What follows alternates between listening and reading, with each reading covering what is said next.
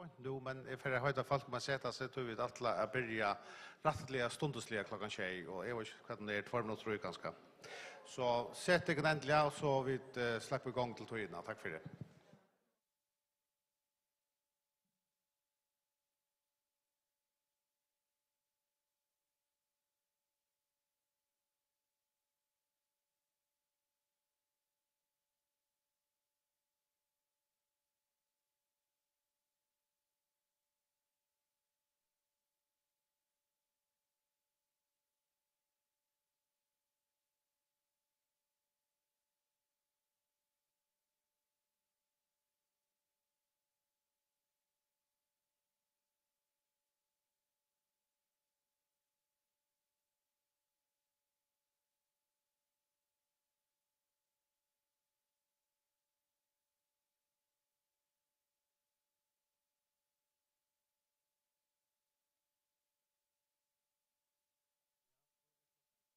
Og hjertelig velkommen, Altsomol. Jeg får at give ordet til Bara Stein Nielsen Lagband, som for å si sånn velkommen og si sin troskrona. Gjør så vel. Ja, takk for det, og velkommen Altsomol. Det er tid som jeg kommet her, og en tid som lurer via nettene. Det er jo strømt, så det kan sittes vi om og hytte etter røysene, og det vågner vi at det er noe som gjør at det er et avhverst evne. Og Øystein vil bjøve tøymen som kommer å si noen år her i kveld. Hjertelig velkommen, og vi er spent til høyre. Og en særlig hilsen til Birgitte Vikne, vår gæst fra Veilefjord Rehabiliteringssenter. Velkommen til deg. Og som har vi skilt i Ødlomføren, så har Veile Rehabiliteringssenter vært et sort senter som føringer gusser alltid har huknet til. Og nå spurte jeg Øystein og fikk opplyst at i frem til 16-17 var det mange færinger der besøgte det senter, men det siste par år har det været med supervisoren for Klaksvik sygehus. Men tak for det. Vi kjenner alle omkran som i en støv, eller kommer i en støv i løven her og i vidskiftene brøytast, her og i begge vidkommende sjølver kommer i en holdt støv enn vidkommende hever jo i, at familien vil sette under trusht. Og det har vi som samfunnet halvdig en skilto til å gjøre noe vi, og tog har vi rundt å sette fokus på dette evne, så løs at vi kunne hjelpe begge til anstekke, næromkvarven om familiene, vinnom, kjenningene og så videre, at det var så godt og virkelig løy som tilber at vi i skiftene brøytast. Akkurat landstorsmauer Kaleo, han omsider en større part av det som kan man så sige, og hjeltene til at øke økt månede til halvsmål, til sørste årene, og til røysene kom rehabiliteringsene til gauar og flere i økene, og allmenn økene det øysene nekka sett av, til det har nok så nekk om ta øynene tilbøy som kommer akkurat nå i Klaksvik, men til nekk andre tilbøy som gjør det innenfor halvsøkene og innenfor allmenn økene, men vi jo lengt fra kommende mål, og tog røyne vi her så fokus på det, hva kunne vi gjøre, hvordan gjør vi det rettast, og tog glede av at dere kan høre begge Sjående Kvekka Leo, kommer å si, han av Skronne, og vi tar øyne ompå fra Almannaversen, som kommer å si noen år, og fra Hattler Thomsen fra Almannaversen, og så Alexandra Adol fra Sjukrosversen, og han bukkes ned, hun der, ja. Velkommen dit, øyne. Og så fra Røntgen har vi så øyne, eller mest Røntgen har vi fra Veile Rehabiliteringssenter, Birgitte, og tog alltid godt å høre hvert i herre siden. Og så har vi Johan Dahl og et innlegg, begge om hva støvene og viser det til Haktel og Anna, og øyne hvordan vi ångsvekkene får et her jøkkene først politisk, for så igjen at Erhard Johansen kommer vi og en eventuelle løsning, hvordan vi kunne løse etter og komme av mål. Så vi drømmer at dette kan være utgjøvende, inspirerende, og lærerykt kvöld, her vi kommer tattere i at hvordan vi får løst dette malet så godt som tilber.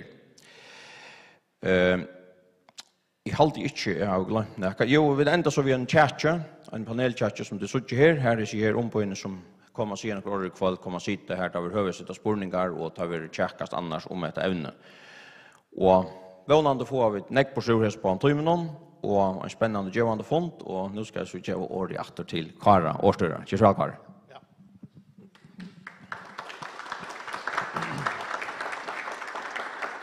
Ja, takk for bara Stein Nielsen Løgmauer, og han har jo nevnt de fleste framløvene, kan man säga, så jeg halte ikke ferdig at trøyta vi tog nå, men bare at vi færre i gang på en veien.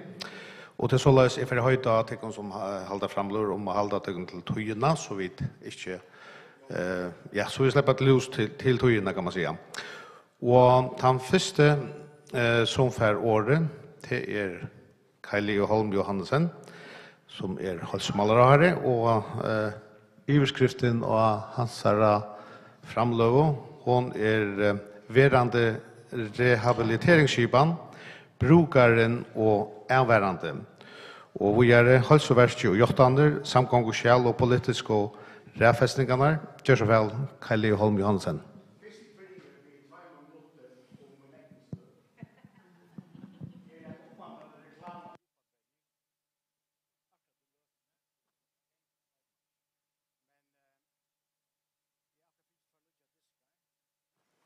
Den nyeste og den nestnyeste og tvær titaniumstenger. Skålen av gjettligvarene gjør det titanium, så øyla trykker at det ikke får brottene til det første. Og det neste, som jeg sier vi, han kjører kirurgen, altså man skal ikke påstå på at det blir 1 centimeter hakkere enn det jeg får ned. Så jeg diskene våre slitter så lenge ned. Så til det påstå, det som jeg vil vi tog i bådskapen å si at ungen lagna til en menneske lyka til det for under en rehabilitering eller til en endurvending til opp til tunn sjølvan øyelig nekvært henter hvordan du sart å prate og hvordan du røyner å komme i gang til så at det en stor parster at man fyrer seg at. Men nu er man blir så gammal, nu kan man si hva politikere også gjør opp til vel. Det som vi gjør det i sambandslåsjonen, vi lovar at rævfesta helseverket, sjukehusverket, vi 120 millioner de neste 4 årene. Og så blir politikerne unga der minna nekran og det atter, hvis det nå kiksar, hvis man ikke fer fætter i sånne midlene. Og det som vi da finner her til på 2 år, det omleit 50 millioner, så kommer vi opp imot 100 millioner de neste 4 årene, eller de neste 2 årene, og i skeinon, så halde vi skulle være nøgt ved å ha litt okkara sjukehusverk, gosser og et annet støy. Og jeg har sett meg fyrir, eller vi har sett meg fyrir, at 20% av tog, om det 20 millioner, skulle fære til alt som eiter endurvending. Og den første plansjen, jeg ville bare ha vidt, da vi gjør det et 16,5 av æra, ta våre nek professional folk sammen, og søtte hvert man skulle gjøre, for å få en gode endurvending. Hvert skulle til. Og til ønsken i vi om at de tingene som de kommer vi en rødt i det. Så den største oppgaven som jeg hadde vil hava som politikere til at samskipa de tilbøyene som i midtelen geirene. Vi hava da inne i okkar helseverk, og de 23 hver vi hava og almindelige donalige folk innenfor kvarsen i øker, og Almannaverket eisen av venn og vi noen gode tilbåen for Parkinson-syklinger, og sådan skulle vi vågne vi klarer å få mer penger, så at det sørste ikke er helt atre til 2026. Men det krever at vi samstarv. Jeg var nemlig å vite, som et av første Klaksvika sjukhus, da jeg kom til som landstorsmauer, da så det der nemlig å arbeide på en svært heilaskadda mann, som kom fra Almannaverken nå. Og da også er det så positivt av at Almannaverken og helseverken var begynt til å ta seg mer sammen og at arbeide sammen om visskiftafølelsen. Så at jeg trykker at parten av suksessen at geirene arbeider sammen og at man gjør det som heter alltså inte vänner jag vet inte när jag kan inte loppa att vänner ute men själva jag har bruk för på bojräkna nu. Jag har bruk för någon helt annan ting och löp. Så att till öle imust kvärt man har bruk för. Men en enda vänner att han helt säkert ett måste och onkel som samskipar tillböjden mittlen gairan. Och där fick vi där isna vita ta och Sambandslokkerne skiber for en tiltak i Norrland just nå, het her at man samskiber tingene, så at man ikke føler at man detter ned midlen, tar man her bruk for en tjeneste fra okkar helseverket, fra okkar allmannaverket og fra okkar kommunen. Til å si at samskiben en stor parter av det, og de neste 2 årene før vi ser det berges for å få seg 2-3 millioner eika og helseverket. Og så vet jeg at jeg har arbeidet ved å få eiken i allmannaverken og eisene, og vi har sett, som man ser, vi har sett hva det neste gleden var, at vi har sett eika ressurser inn, begge i form av fysioterapeuten og ergoterapeuten. Og jeg alltid har finnet vite om sånn fra, vi øyelig velsignet vi talen av fysioterapeuten og ergoterapeuten i forrige land. Men jeg tror vi kan få så enn mer besøkelse politikerne doa at organisere tingene, så at vi alle togene kunne ta seg sammen, lofta, så at det unga til føle at dette ned i midtelen. For mot vidkommende skulle jeg i gang til å trene. Man sier man skal genga nek. Jeg har gengt 20.000 skritt om dagen, 20.000 skritt, klassoter som vet ikke kvært. Så jeg gikk ikke for nekva en dagen, så datt jeg utenfor tjokken her ute, høtten i asfaltet. Det første som jeg husker, jeg tok etter rydgen om jeg var ferdig ut i tjokken, men det var heldigvis ikke til at det størst. Så det øyelig viktig at man lurer etter seg selv, da man uener oppvendinger tilgångt, og at man ikke kører for hardt og gjør mer enn like med klarer. Til like med klarer som har visst at han har en stor operasjon. Så man skal passe på at her var det som tog at kvila og vennja. Jeg fikk vite at jeg skulle sitte, lytte og genka. Men du pjør ikke genka 15.000 skritt. Og sykla enn sykla, så når vi kan vet. Du kan ikke gjøre det ved minne. Og det har vi så lært av på den her maten. Så du kan ikke 15.000 langt. Så det som vi vil si at vi tog vi så øyelig imisk som mennesker, og vi har øyelig imiske tørver, tar vi for gang til en endrevending eller en rehabilitering. Jeg husker meg selv, da jeg la hukten i asfaltet, at da har jeg mest bruk for en psykolog, akkurat her løtene. Men så tårer man spekler for gang til å genka. Men da blir man bencher for dette. En av vi at han og fyrstandig rett. Så nå er man så øyelig spent til man genker, så man skal skrampe ned noen sted. Så hadde jeg vel lykket som noenlunde 20 minutter, vannet for det et godt tjekk. Takk for det.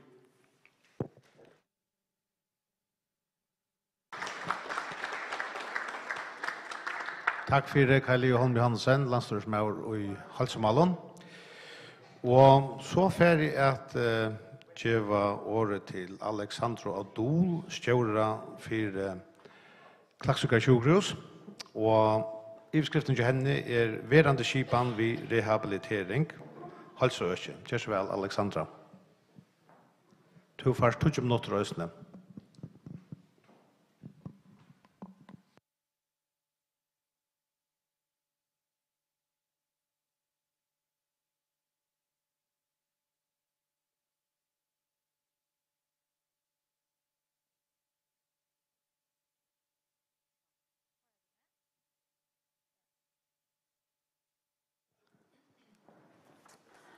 No? Yes. No. Jeg må gå om deg, Sommel. Først at jeg må takke Sambandsløsjen for at det bjør med vi i det. Rehabilitering har stor tøtning, og det også nægget som vi i 20-versjonen rehfestet høyt. Og mot utgangsøye i det vil selvsagt være rehabiliteringen som ganger for seg inn i sykehusene. Og det den mest intensive parsteren. Og dette for innlagte sjuklingar omframt at vi har en rød av ambulanten tilbå. Jeg får grøye sin til fra hvordan vi har kjipa av oss øtje, og jeg får komme innan noen dømer. Omframt får jeg grøye fra hvordan vi og sykehusversjonen skiljer på til rehabilitering. Det senaste nekve årene har vi sett hvordan stor en tøtning rehabilitering hever for nekve borgere. Og vi der øsne trutja geirar, almannaverskje, eldre øsne og sjukehusverskje som hever hesar borgere under hånd. Og der innse geirane har hver sine oppgaver, vi har imenska dikter, og vi har øsne imenska løyklod og rehabiliteringsne. Men vi har 8 mål, og det er felaks. Vi ønsker ødel at dere borgere får et godt og inneholdsrikt liv. Og vi ønsker ødel at borgere, at en ønsker ikke mekner som mest, og her som man ikke mekner, her skal han få hjelp.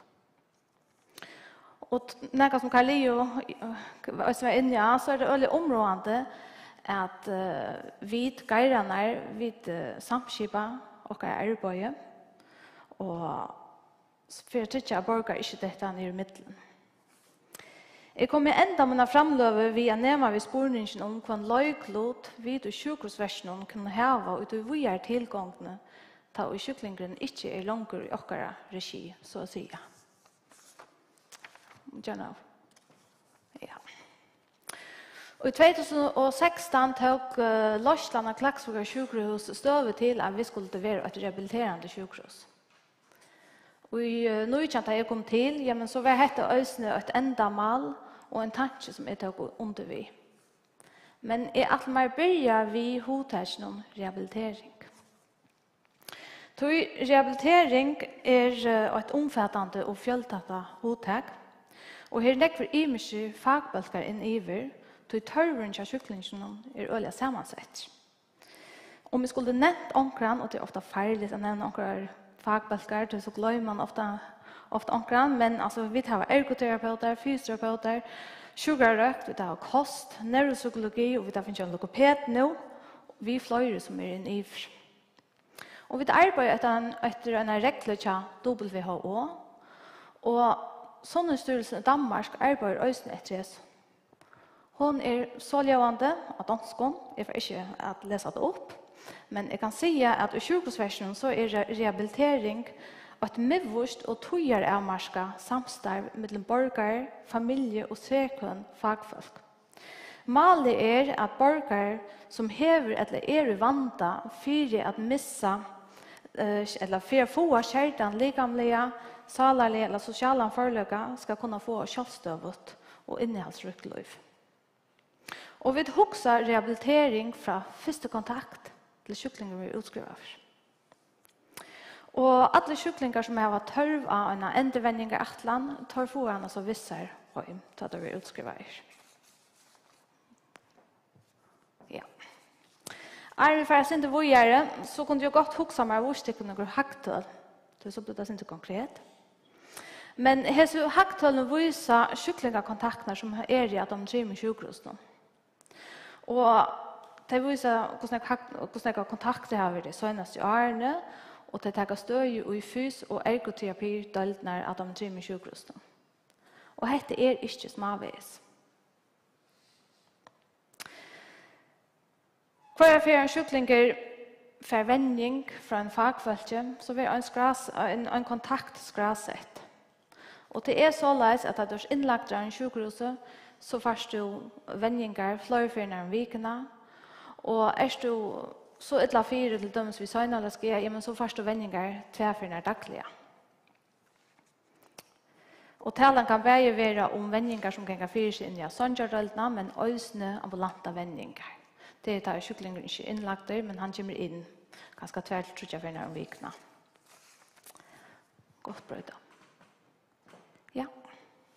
Så med leie utvis så ender rehabiliteringen ikke inn i sjukhusen. Ofta begynner hun til åkken, men hun helder fram og gjør en stedet til de ønstekker og i hans næromkvarv. Rehabiliteringstilgången kan skiljas i 4 faser. Fase 8, fase 2, fase 3 og 4. Og medan sjukhusverset tek seg av fase 8 og fase 2. Det er den intensive parsen. Om vi skulle nevnt et døme, så kunne jeg sagt apopleksi-sjuklingar. Det er sjuklingar som har finnet kanske har finns en blodtöpp i höjlanon. Ta vi det inlagt av landsjukhusen av B-tjej. Och ta det är och det är ofta den akuta fasen och den fasen är ofta sin distriktre. Ta och tar är med annan medicin stabiliserar men så är det klar till att förvåra i fas 2. Och det är här Klagsvika sjukhus och Soria sjukhus och Landssjukhus och som kan ta sig av dem. Och fas 2 är ofta en längre tillgång till det är intensiv vändning som ska till för att sjukdomen kan komma sig. Så har vi det ösne fas 3 och det kan vara bäge inne i sjukhusen som ambulant regi men ösne av vändningar med stövon av allmänna och av äldre och så fas 4 som är likahalsvändningar och här kunde ni klara sig själva och som vi har törva avvisar hjälp och till här den nya välfärdsloven kommer in. Gå kvar vi är. Ja.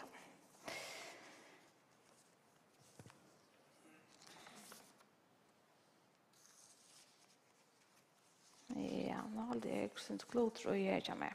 Nå. Men tvåta sådana i Arne så har sjukhusverket finns en särskilda hjärtan av Fodjalona och det är vi dåliga tacksam för det. 2020 ta fick vi 2 miljoner och i år har vi finns 1,6. Och detta har vi också haft huvudräfästning till Karli Johansen och det vi ser ferien om. Och det är så att det senaste året så har vi gjort tillmäld upp till landstorsmannen om hur penningen ska räfästa. Och med den nya tillbörden så har vi finns mätt krabbamans endvändning och endvändning till gikta sjuklingar. Och vi där finns sett en autologoped och framt onormal. Och kvar vi är. Alltid vi är färdiga. Ja. Vi har en av Västgatland som sa dagsens show sista år och till Soria sjukhus och till Parkinson. Och det är ett intensivt och tvärfagligt rehabiliteringsförlopp vid nekon fagfolken in iver. Och det är skoj som är tvärfärnar tvärfärnar året. Och attemeldingarna har vi öliga gåar.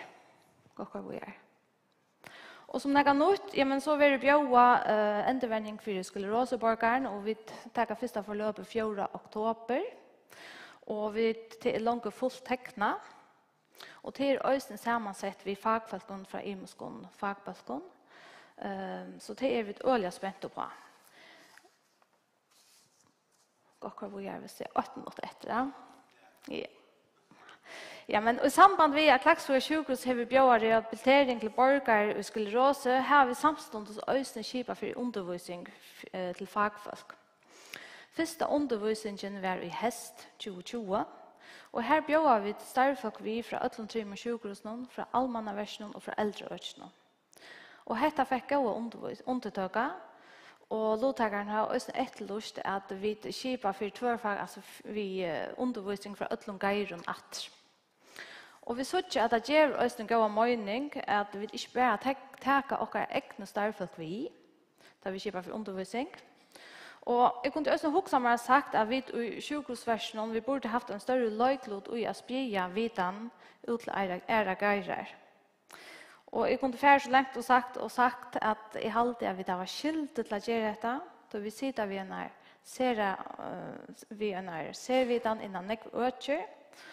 Och vi har bjöd kvar vi tycker vi att servidan och det männest ut i näromkvarven här fagfolkene är ju om borgaren. Og vi såg med Anna Hassle sklerosehospital og Veilefjord de bjøa imest ut. Så går vi kjøsen vid. Vi begynner vi sklerose, men slik undervisning vi dagfører vitan om hva virker best, at de store og komplicerade sjukrøkene er opplagt, så går vi ikke østake andre økene vi som apopleksi, søgnalaskia, Parkinson.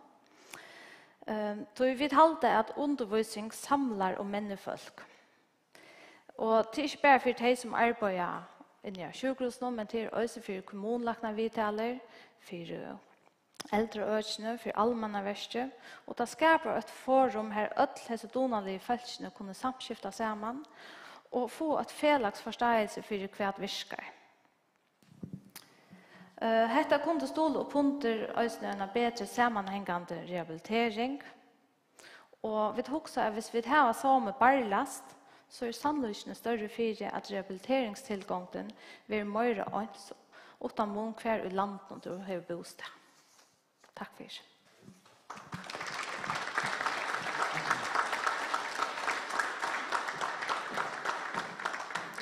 Ja, takk for det, Alexandra Dol, stjåre i sjukhusversjonen vi støy og Klaksvika sjukhus, kan man säga. Og vi er så kommet til Hattel Thomsen. Han døgldagstjåre i allmannaversjonen. Og iveskriften den samme, verande skipan vid rehabilitering, og til altså innanfor allmanna øk. Kjørs vel, Hattler. Du først, 20 minutter røst.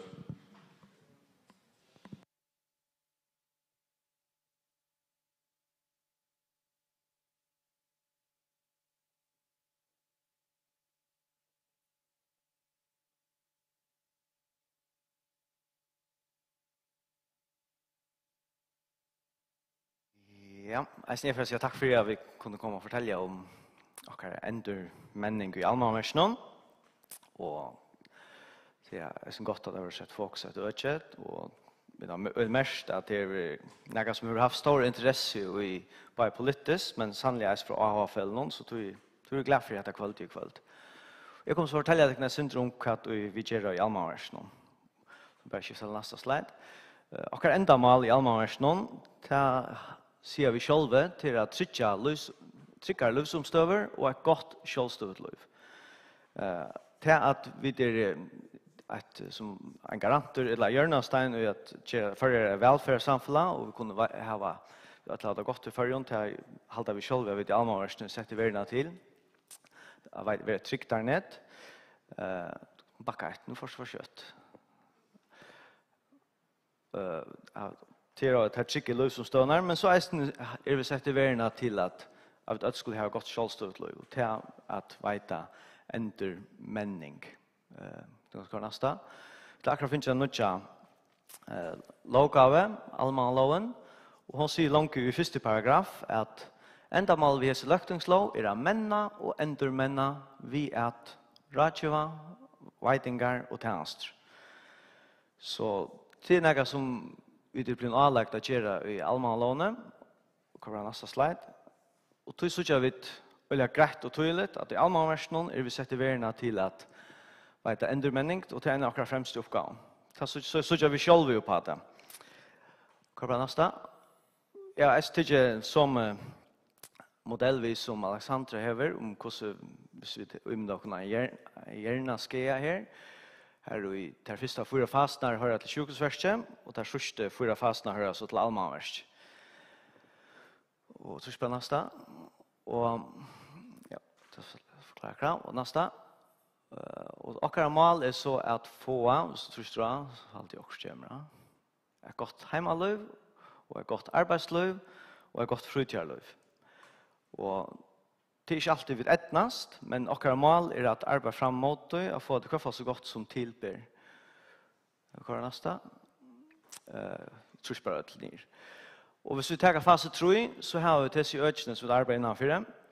Det är arbetsbekving, att röna hjälpa folk att komma ut av arbetsmarknaden. Det brukar att mäta den ekva krafter av, så kan lov om arbetsfrämjande tilltök. Vi tar endurvenning, för oss nytt attack som blir i 2015 minns rätt och som är uppbyggt år om år. Så har vi ett eisne hjälpar tål på kroppsborren och tål som man har chassar, bilar som elbilar. Vi får eisne hitcha hemma vid hus, som borgarna kan släppa hem till sig själva, skulle bygga hemma till dem, så de kan släppa bruka sin egna bostad, kört en av skeirhenter. Personlig stol, om borgarna tar personlig stol som är rehabiliterande i attack brukar det. Och så hittar jag nekva upp i allt. Alltid en rätt. Tvär en rätt. Vad för uppehåll man ska ha? alltså att man ska leva av. Och vi tar ästen finns nytt attack i lånen nu som i allmänna lånen som är ett intugmisser för de som inte får ett boplats. Här kan matchen få intugmisser över hem och passa ja, som förrän. Och så brukar vi i fas 3 som är rehabiliterande fasen så brukar vi önägga tog på att kursen ska ta att vi kommer i fas 4 kursen ska så ut. Då tar vi det i fas 4 så kommer det här 2 klickar rätt allt. Så har vi 4 pension och tillja starv mot till intag och så har det äst finns det något vi Lukas Svensson som börjar 1 september. Och ta är det jag spänt på. För nästa 2 minuter så kött som jag kör köttköken. Alltså vi ästen brukar sin ratoja på till det som vi kallar en samskipare. Till att ta en sluk vannlocka händer så här i Louis är ganska ända ventest och allt det som man tog för givet är slanker så är det ögonläkt att han är avvärande att täcka sig av. Här har vi så en utan helt tung eller stora malen här i att världen rappla samman. Här ser det en samskipare, det som man kallar en case manager. Och det är inte nek mal vi gör här vid, tror jag att det hade dorsta tilltag, men det gör så utan helt stor så det är nek som ska samskipas på vi hemmahjälp och sjukhusverkstad och hur ta Louis ska så ut att han ta man kommer ut i fas 4. Och ta samskiparen ända så i fas 4. Och han börjar långt ta man ligger av sjukhuset. Vi får det samband med sjukhuset och vi får vita att nu är en borgare av det och så börjar allmänna sitt arbete långt med en borgare ligger inne i sjukhuset. Nästa. Så det är nog hacktöl vid det kan. Arbetsbyggning här har vi hade vi 332 föringar som vi hjälpa att komma ut från arbetsmarknaden. Så det är mycket fors vi har ändvändningar tilltögon och vi har några bo och vitcherstånar som är stittrevärande bostånar här man blir mentor till att komma ut att bygga för sig själva eller i alla fall en minne för skipan här vi nu borgar och mäkna till Louis som är ett rehabiliterande tilltag. Här var det 20 folk till mäkna till Louis textar mest av dem som är illa för salarliga och ungdomar som är kommit ganska skaftas det. Precis då, jag har alltid haft några diagnoser vid det kan nästan. Tar vi då som arbetsbyggning, ta särskilt att salarliga diagnoserna som fylla och mätta det nek den största parten hever avbjörningar salarliga. Och det som vi lägger mest till är att de kommer inte lukka lagt vi är. De som har avbjörningar likamliga, de kommer i kökenskipan och får utdatter, medan de som har salarliga avbjörningar, de är nek långer i ökare skipan. Det vet inte att hvordan nek kommer inn i skipan av hverst år, så det er nesten jevnt med likamligt og salarligt. Men det vet ikke hvordan nek er i skipan, så er det salarlig som fyller nek mer. Det er som man metar i hörmon, men det er bare feknast om eisen at det har gjort bedre innenfor psykiatrien i førgen. Innenfor endvendingsna så er det her 4-5 diagnosene som vi tar her vi, og bovidtjørstånden tror jeg mest innenfor det er salarlig sjuke og menningartarn. Och mäktigt Louis bara salarsjuk. Hva var nästa? Och här ändrar vi Lukas Svenning. Det blir spurt hos vi skipar hon. Hon är i det vi tar en 8 på 90 miljoner.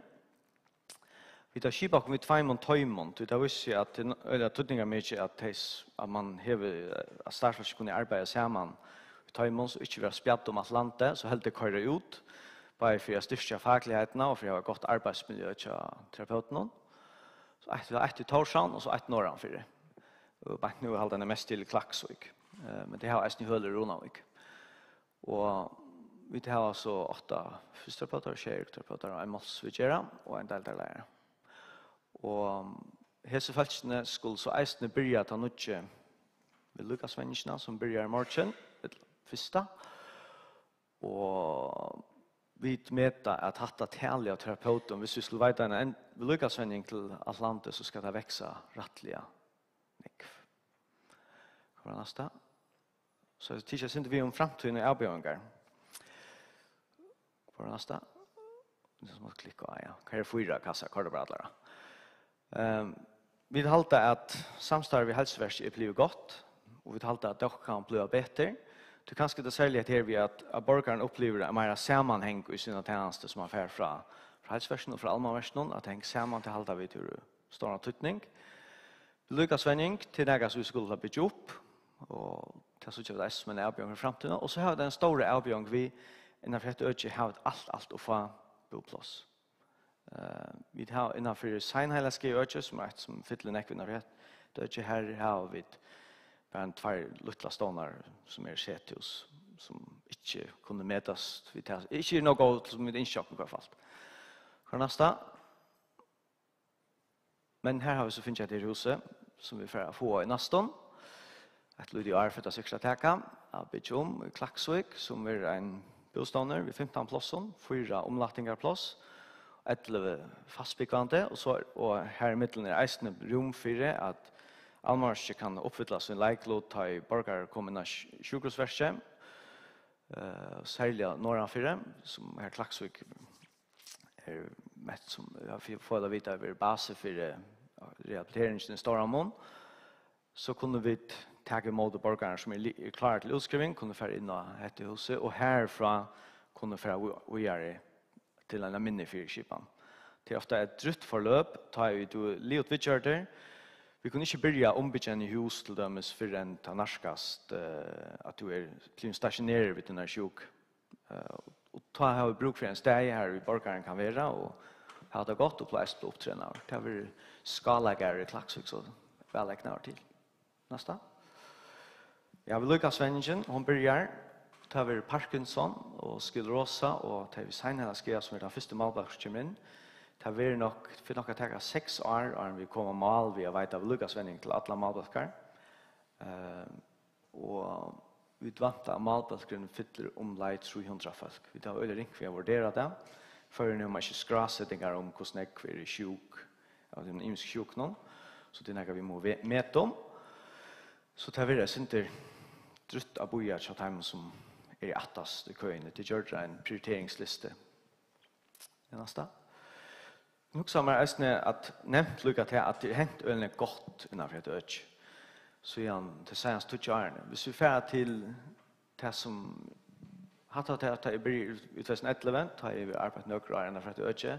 Men så igen tar har vi finns next door mon ratcheving vi har sett neck mer in vi flyr neck flyer sociala zone än vi hade i 2011 där kunna veta neck bättre ratcheving vi blir alla att göra uppläggande arbete vi det ju sjukhus någon och skulle räna att syrja för att fänga borgare som har törvakon så kött som tillber så att ta hjälp som vi kan veta att de kan få en neck så kött som tillber det finns intugmis till de som inte kunde.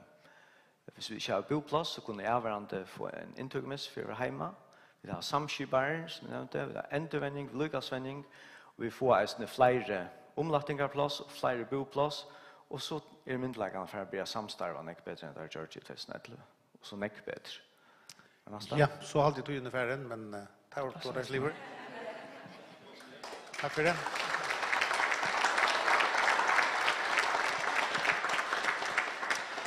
Ja, takk for det, Hattler Thomsen fra Almannaversionen, her han Dalderskjøret. Og så fer Johan Dahl, løktingsmauer, ur Sambandsløsjonen, og til Røysen 20 minutter. Johan Dahl, gjør så vel.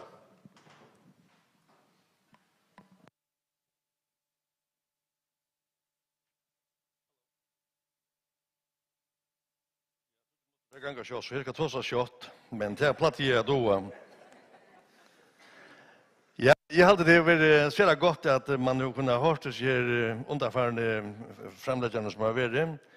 Det har kostat svära synder på ganska det som jag kommer att som är det där vi hackt och ganska manglande hackt för jag kunna nukta det som och attla vi rehabilitering.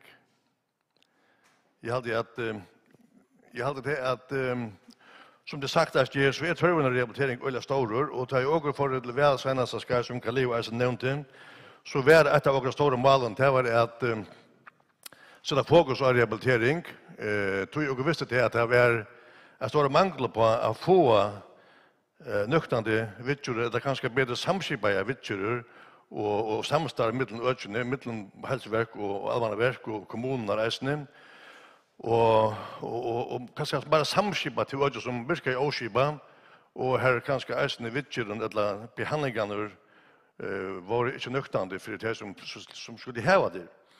Och det hade jag erkänt att det kom fram att inte kvult att det var virkelig just nog för att nå att hemma målen och så att man kanske manglar något haktull så vill det arbeta vi att få lost den parten av snem och jag så att Hattler hej ju finns några haktull som jag inte finner de spårningarna som jag hej till allmänna värsta med annan men det är gott att du kunna komma här till att du kunna stäffasta för det fallet är och hur du få det vidgjort och kört ju någon systemet så det får ett gott och dikta gott lov framåt.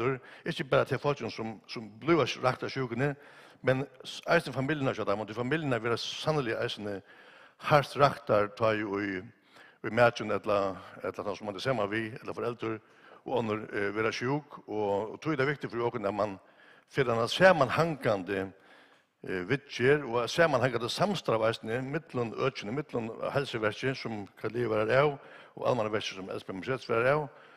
Och jag hade själv att man hickar efter timman på en arn som är färron så må man säga att det vill sätta stort fokus på ökne och kräva åtta några pengar till att det två arne. Jag menar att kan leva net han var till 7 miljoner eka och jag hade Espen Mjets så åtta nära det samma och det har en cirka 4 miljoner hade ju mari till endvändning och endvändning. Men som Eisen har sagt här så ska nog mer till den till för jag kunna komma mål.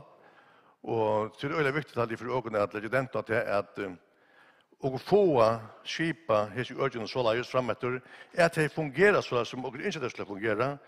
Nämligen att kycklingarna och tarra närmaste kunna få ett väl fungerande liv att det har rätt av sjuk.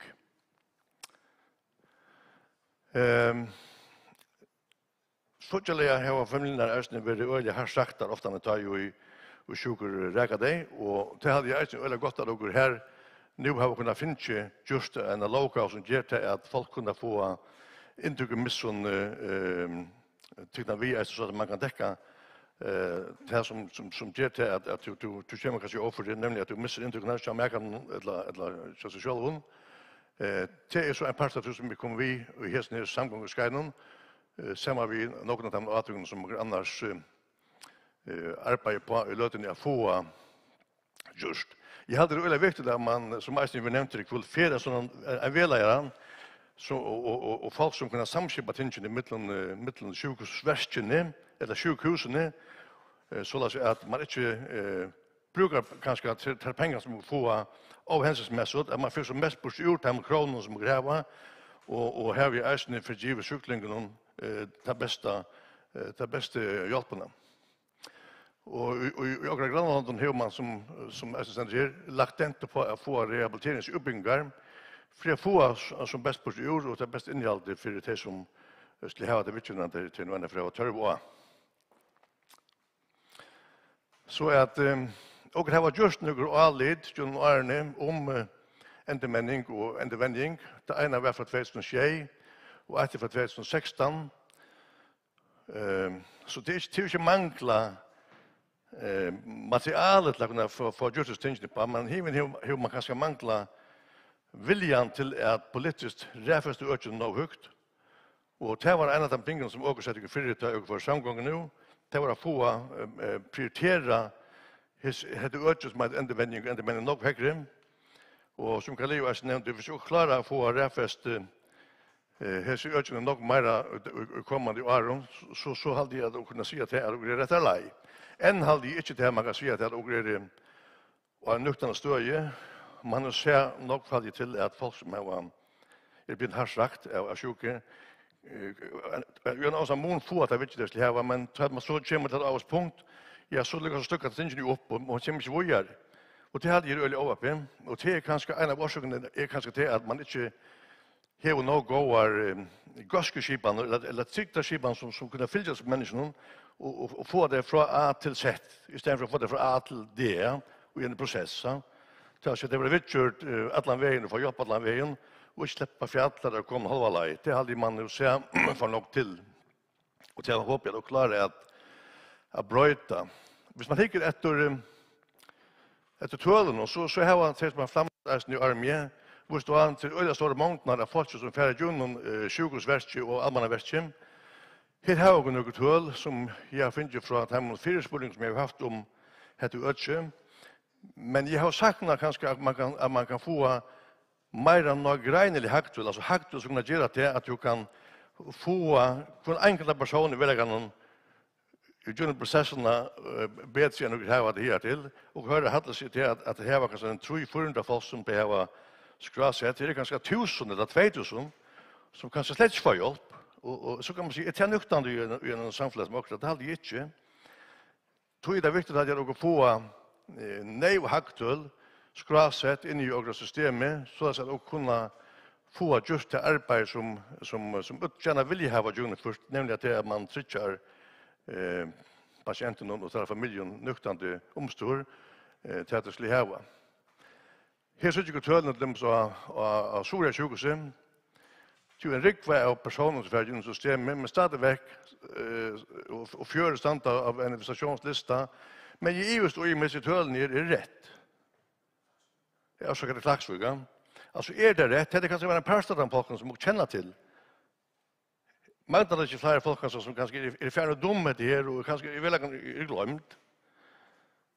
Det kan ju göra något hos dem för jag vet från sjukhussystemen eller allmänna systemen och att jag tycker att det är viktigt att man färger sig skrassningarna på plats ordentligt och för det ordentligt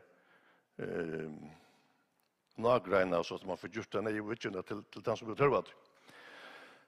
Till det som jag nämner med landa här är att upplyskar av utsättsläget till vanta. Här är det en riktig tullen för Soria sjukhus det måste vara en part av Sverige fick.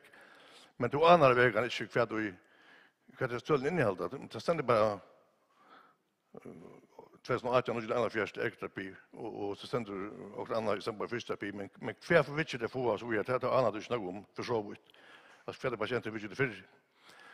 Så att jag hade till att det är viktigt att några få här ser ökande samskipa att det är samstarv mellan allmänna verk och sjukhusverk och äldre kommuner att det blir bättre kostsamman. Och löten är det så att det som är det från EU-tjejtus, det har det under en här skipan.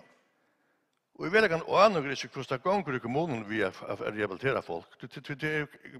Högre hand vet väl ganska väl sånt ger där man kommer till avspunkta. Så jag tycker så att för det och vi man politiskt så är det väldigt viktigt att och arbeta möjligtvis vi att få människor så här skipanar få samstava bättre runt omkring i landet och få samkortingen så att få som mest på ur timon och den pengar som kvar jag här och få gagn ut till resurserna som vi har optimalt och självande till människor resurserna resten som är folk som arbetar ner att de vara sätta av så att de kunna nukta att han tur som och attla i vet av oss tröjarskaj så som man kan se att man kommer här till är 23 till dem jag så är det kommer att nog långt stil långt en idé. Och så här som jag säger i början är att till verkligen brukt resurser på att komma vidare i innanför endvändning så just är det och ungefär från 12,9 miljoner kronor i 18 upp på knappt 18 miljoner kronor i 21 till ett stort lopp det 60% i heckan och det samma hade ju Jessica Galdande hvis man för in till dem allmänna öchen här var samma att man har brukt några resurser från 14 miljoner upp till 20 miljoner kronor upp på sig Arne från 18 till 21 så att det är väldigt väljande från politiska så jag satsar på att få öken i upprafest och det hade ju öliga gott och jag hade det att måla sig ögon utland som politiker och som folk som starvar så just nu innanför öken som gör kämpa arbete det är viktigt att åker hand i hand få justice attention förnuftigt så att transkrasa det John och det arbete som ska föra fram för att få folk in i skipanna och den samskipan som ska föra fram är stämmer kommuner och land att det är just så att man kan bruka några ordentligt hacktull och här vi komma tättare till de målen som man sätter sig där man snackar om att vitchera och sjuklingar som är raktor av en sån att det är sjuk. Till dem som tänker kommuner så har det slett i behöver inte och allmänna att komma skassningar som man vet faktiskt ska förgång i öken i vägen. Kanske kommunen vet det men og videre ikke. Og til hadde jeg ser opp. Johan Dahl, ja, vi nästan kommet ända nu alltid. Ja, så at jeg var bare det at også vi at sætte fokus på øyne som vi har gjort nu, kunne være vidt til at virke for at man får et nok bedre samstarv, tettere samstarv mellom land og kommuner og sjående sykehusverkst og anmarsona, så at det skjer øyne være oppresset og få til gjøttaner og til prioritering som det eier få. Takk for det.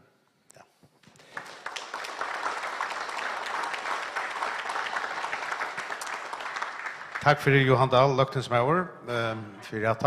Og så har vi kommet til Birgitte Vikne, som markedsdirektør på Vejlefjord Rehabilitering. Og du får en halv time, du er kommet langvejs fra. Værsgo.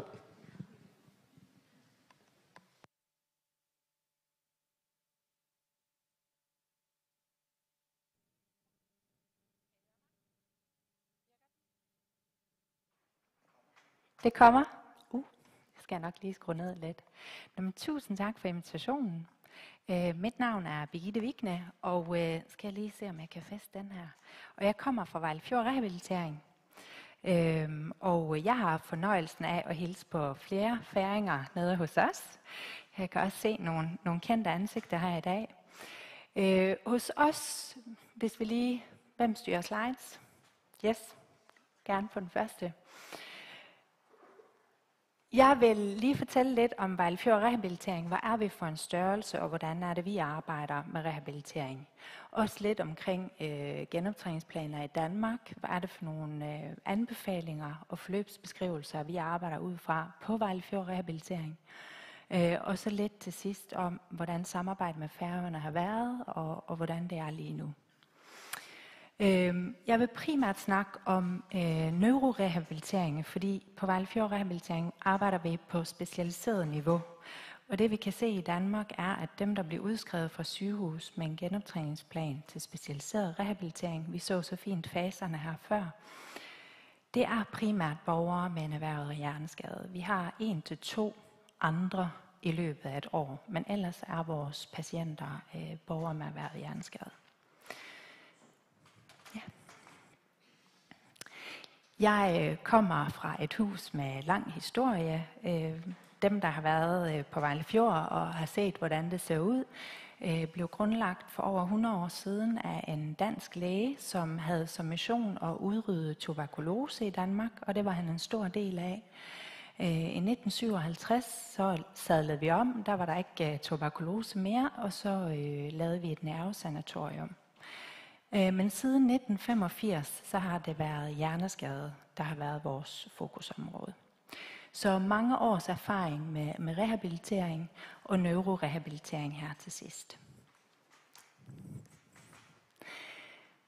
Den her har jeg altid med, når jeg skal fortælle, hvor jeg kommer fra. Og det synes jeg er vigtigt, fordi vores kunder, det er kommuner og regioner i Danmark. Det vil sige, det er danskerne, der betaler for at få borgere til os.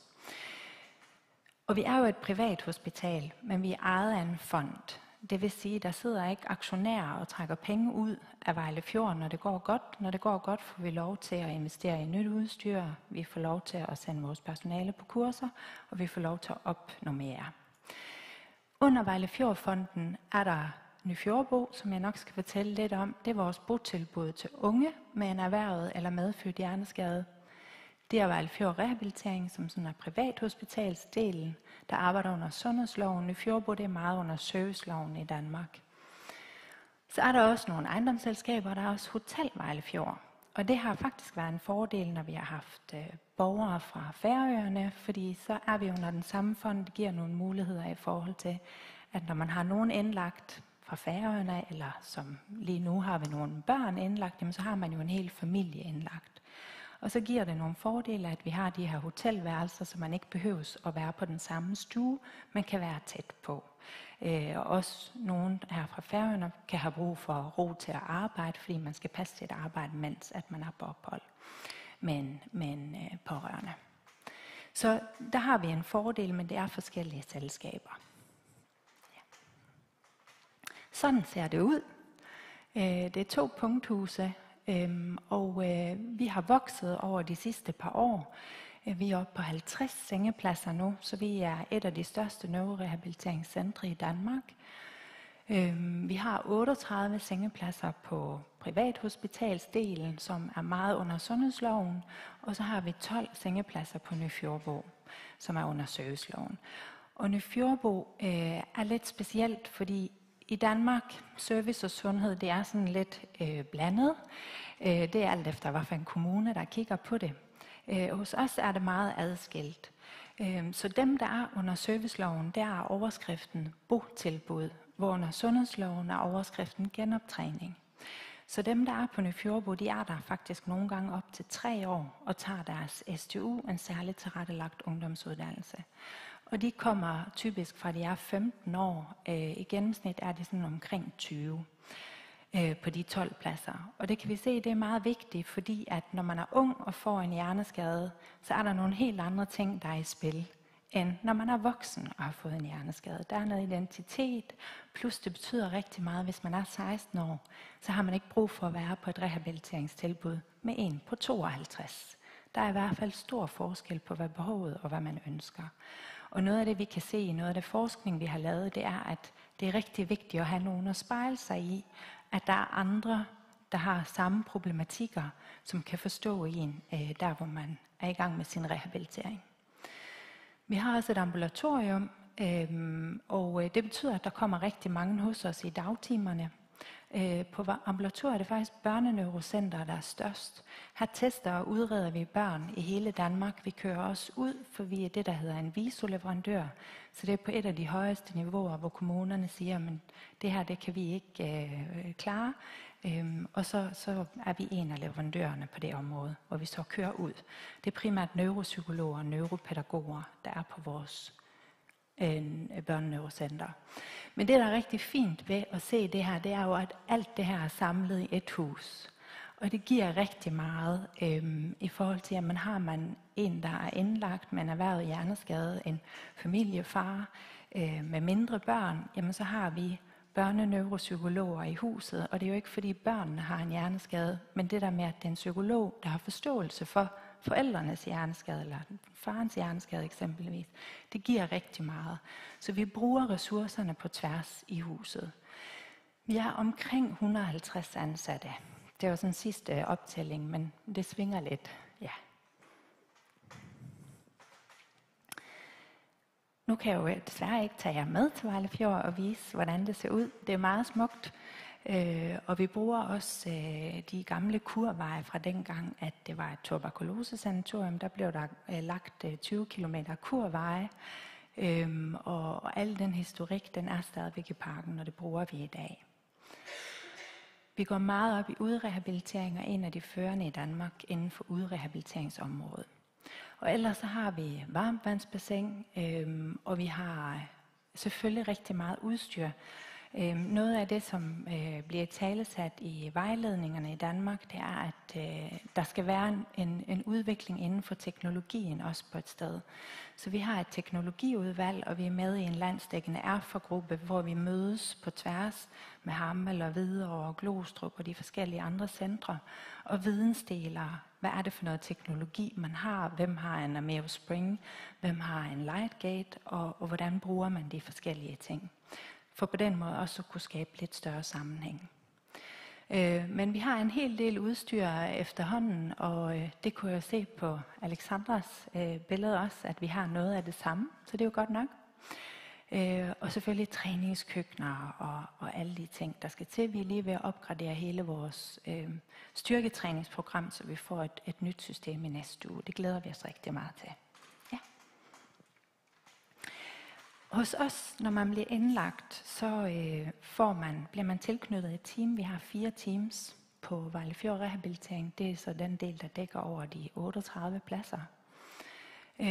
Og der er altid en neuropsykolog, der sidder for bordenden på teamsene hos os. Og det er et bevidst valg, vi har taget for at ligesom gennemsyre hele den her neuropædagogiske tilgang, når man har fået en hjerneskade. Så det er neuropsykologens opgave at klæde teamet på til, hvad er det, der spiller ind lige præcis til den her skade. Er det en patient med nedsat indsigt, hvordan arbejder teamet så lige præcis med det her? Udover neuropsykologen, så vi har sygeplejerske 24 timer i døgnet. Det er vi et af de eneste steder i Danmark på det her niveau, der har. Og vi kan se, at det er rigtig vigtigt. Fordi de er dårligere og dårligere, mere og mere komplekse, når de kommer, og der er rigtig mange sygeplejeopgaver også.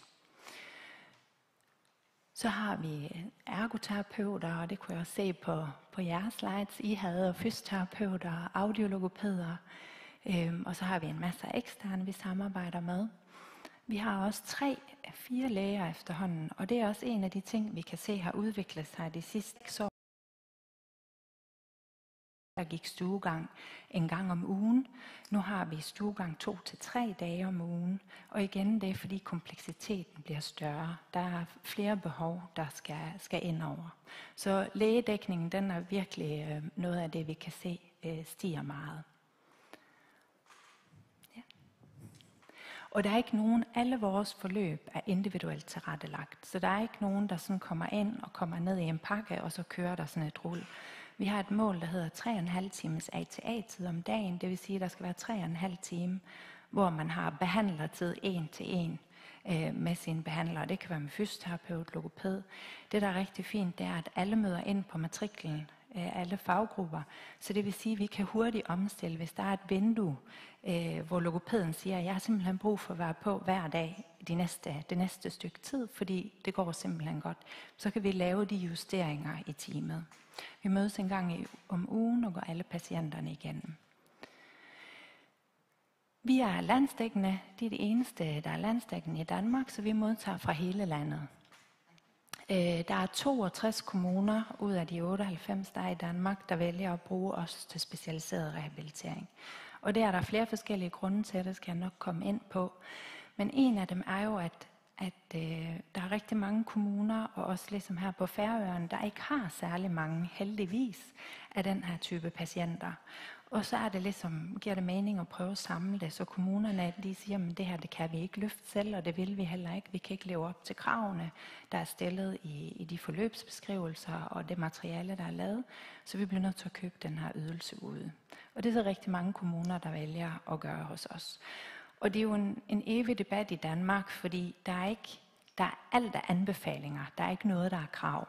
Så det vil sige, at alle kan sige, at de laver specialiseret rehabilitering i Danmark. Men der er nogle anbefalinger, som man helst skulle leve op til, og det er så kommunernes ansvar, at den leverandør, de vælger, faktisk lever op til det, de skal inden for specialiseret rehabilitering.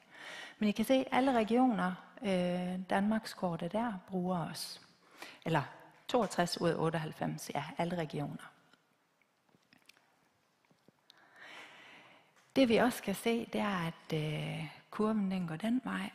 Der er flere og flere, og det diskuterer vi jo, fordi er der flere, der får en hjerneskade, eller hvad er det, der er på spil? Og det vi kan se, det er, at sygehusene er blevet meget bedre til at lave de her genoptræningsplaner, og meget bedre til at definere niveauerne. Så der er flere, der faktisk får den genoptræningsplan, de har brug for. Så vi var oppe på 77 borgere med en specialiseret genoptræningsplan sidste år, fordelt på 31 forskellige kommuner. Og jeg kan se, at de sidste tal fra i år tyder på, at vi lander omkring 80-90 i 2021 borgere. Så det er jo et rigtig stort volumen, og det er jo det, mange af kommunerne erkender. Hvis de har 1 eller 2 af den her type borgere om året, så er det rigtig svært at få den ekspertise, der er brug for. Og også, som jeg sagde indledningsvis, vi kan se, at det betyder bare rigtig meget for patienterne, at man er sammen med andre, der har nogenlunde de samme problematikker, som man kan spejle sig. Det er faktisk noget af det, de vægter allermest.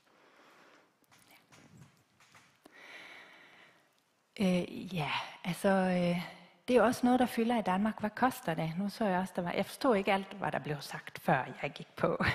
Men jeg kunne se, at der var nogle tal. Og det er jo også noget af det, der fylder i Danmark. Hvad er prisen på det her? For det er en dyr post. Gennemsnitsprisen sidste år var lige godt 7.000 i døgnet for en af de her pladser. Og der spændte det fra 4.800 til lige knap 14.000 i døgnet. Og når vi taler en døgntakst på 14.000, så er det fordi, der er brug for en fastvagt. Så det vil sige, at der sidder et plejepersonale inde ved borgere 24 timer i døgnet. Ja.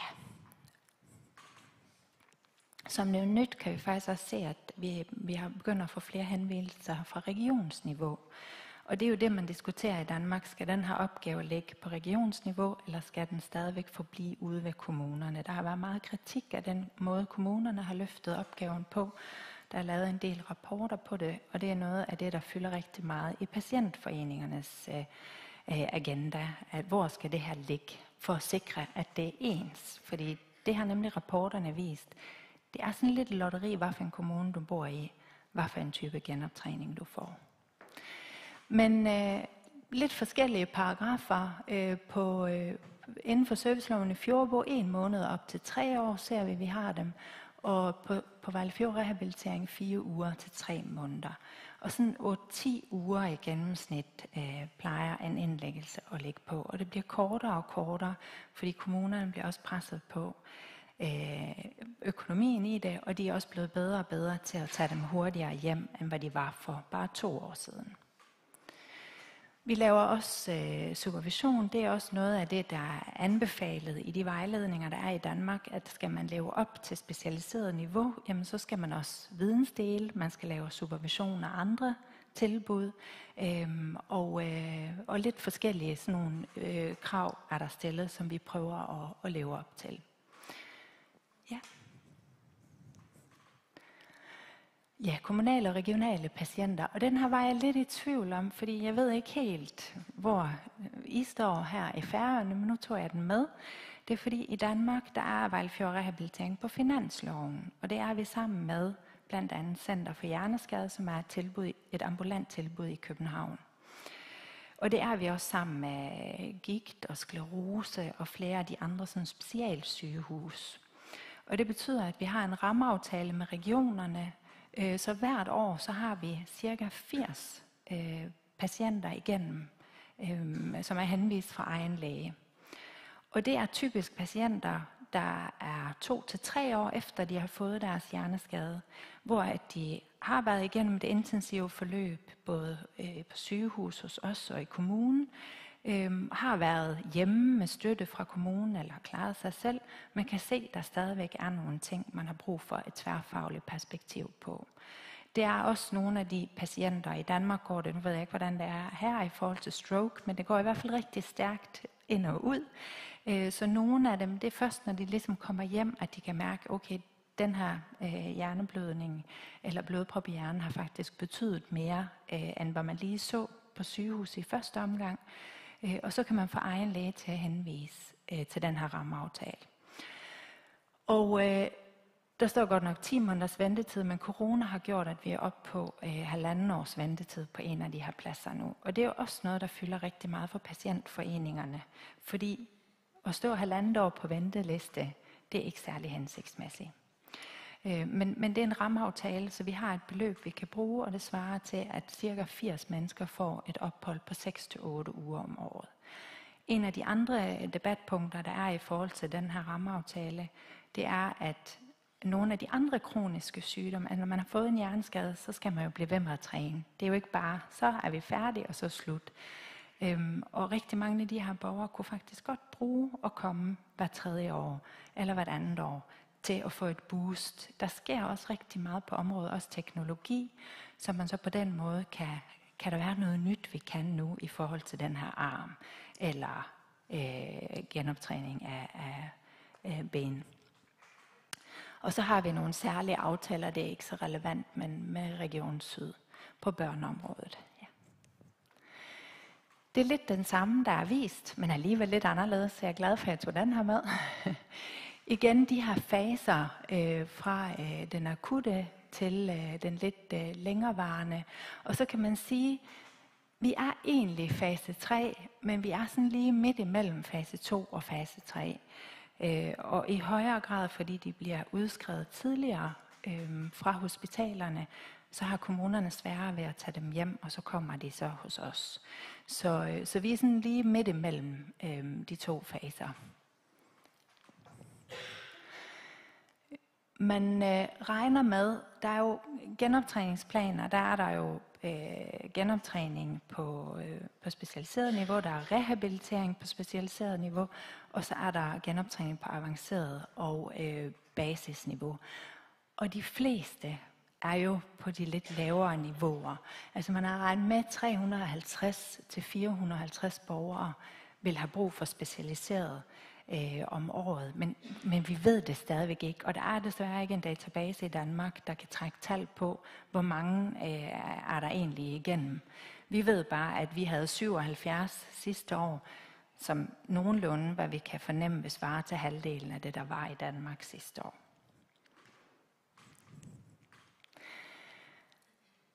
Noget af det, vi kigger meget ind i, når vi arbejder med specialiseret rehabilitering, det er jo selvfølgelig, hvad er det for nogle anbefalinger, der findes.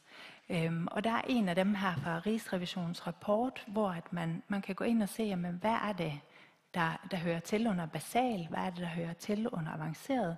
Og så kigger vi jo selvfølgelig rigtig meget på det specialiserede niveau, hvor vi befinder os.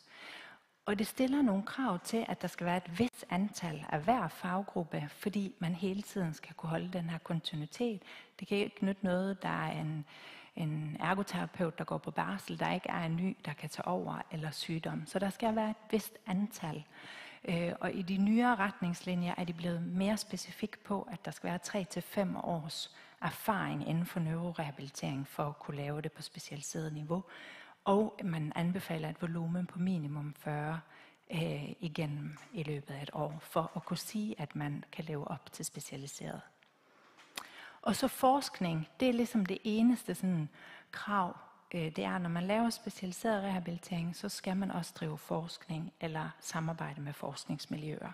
Og vi har vores egen forskningsafdeling på Vejlefjord. Det er igen, og jeg har lige en liste, der kommer bagefter, fordi der er en del publikationer, og der er kommet nogle nye år, og vi venter lige på en fra Socialstyrelsen, der kommer ud lige her i september. Men de har prøvet at dele det sådan lidt ind, så der er nogle forløbsprogrammer og visitationsretningslinjer, der er inde under sundhedsloven, og så er der nogle, kommunerne skal forholde sig til under serviceloven blandt andet. Men det, der kan være udfordringen, det er, at det hele er ligesom en stor pærevælling. Så nogle af kommunerne har valgt at sige, at 70% af opholdet er finansieret inden for sundhedsområdet, og 30% inden for service. Så der er nogen, der ligesom har sådan nogle klare afgrænsninger på, hvordan de finansierer og sende borgere på sådan nogle ophold. Men forskellige anbefalinger, der er. Ja. Dem vi kigger meget på, det er selvfølgelig de helt store, der har været, og Servicetjek og Rigsrevisionens rapport, det var dem, der så kom ud og kiggede lidt kritisk på hjerneskadeområdet i Danmark, og simpelthen sagde, at der var for stor forskel fra kommune til kommune, og det var for tilfældigt.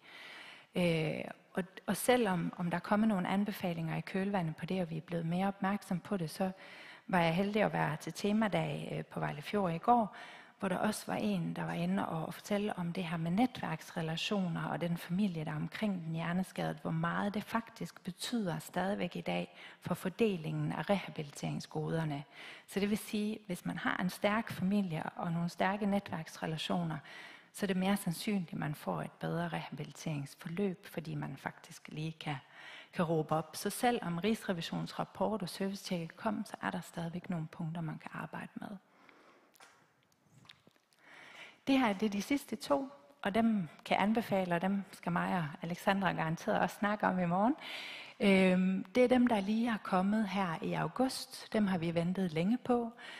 Og Socialstyrelsen udkommer med en nu her i september, som vi også venter spændt på. Det, der er nyt, det er, og det er noget af det, vi har råbt i lang tid på, det er, at Danmark er jo også et lille land, og at man ikke har nogle nationale vejledninger for, hvad er det for nogle måle, hvordan måler vi udviklingen på de her borgere. Det har været et kæmpe problem, fordi fysioterapeuterne brugt, jeg kan ikke huske, om det var 50 forskellige metoder til at måle udviklingen. Så nu er der så kommet en anbefaling til nationale redskaber, hvor de er inde og taler om, hvordan skal man dysfagiscreene? Hvad er vigtigt i forhold til PADL? Og hvad er det for nogle ting, vi alle sammen skal kigge på, når vi arbejder med neurorehabilitering? Og det er jo rigtig fint, fordi så er det ens måler vi på det samme, når en borger er i Hvidovre, når en borger er på Vejlefjord Rehabilitering, og igen, når vi sender borgerne ud i kommunen. Så vi kan få sådan en bedre beskrivelse af, hvad er egentlig effekten af det, vi laver. Så det kan jeg anbefale at kigge på. Ja. Og der må du gerne bare, der er 4 punkter, tror jeg. Så det vi gør, udover at kigge på alle de her anbefalinger, det er, at vi måler os. Og fordi der ikke var et nationalt testbatteri, så lavede vi vores egen testbatteri for nogle år siden. Og det betyder, at når en borger kommer ind, så har vi sådan et batteri, der skal gå i gang inden for 72 timer, og så måler vi i løbet af indlæggelsen.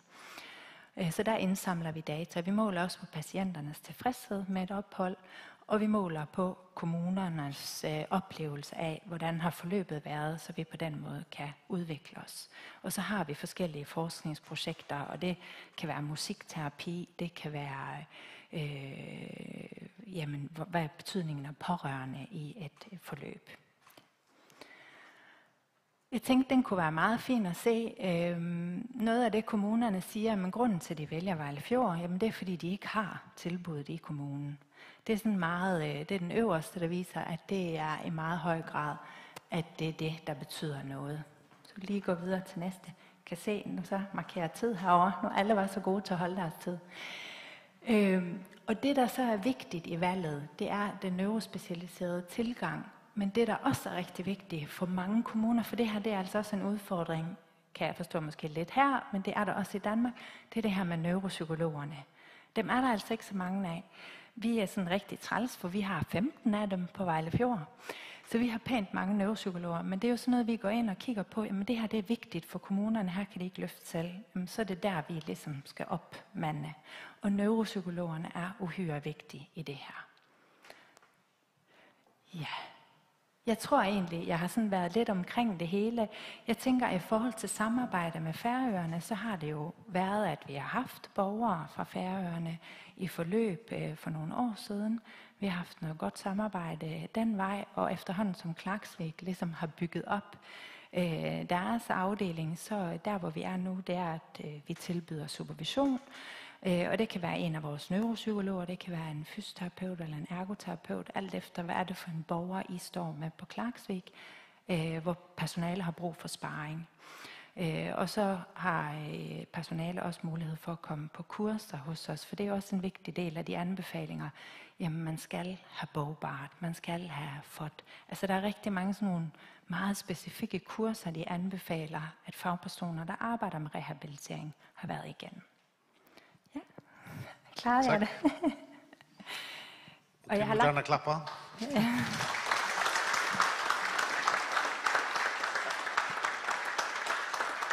Ja, tak, Birgitte Vikne. Jeg skulle lige fortælle, at der ligger faltar her ute ved her tellerstolen som stender her ute ved garderoben, så det kunne bare tage på seg, og det er noe som hun har haft ved, ja.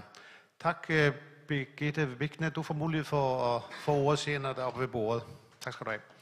Og så kommer et atter til Johan Dahl. Nå får det bare 5 minutter, så nå må stå så på et kjøtt der. Gjør så vel.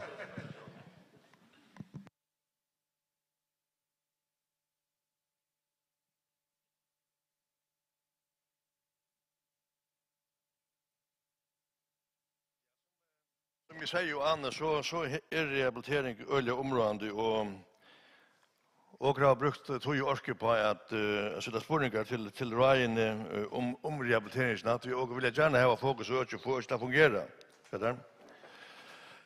Och till sfären som några finns det visar öliga grejt att för rehabiliteringen som är inte fungerar nöktande. Det är inte negativt ment. Det är bara ment på att och när söker för att få brukt har pengarna som åker få optimalt.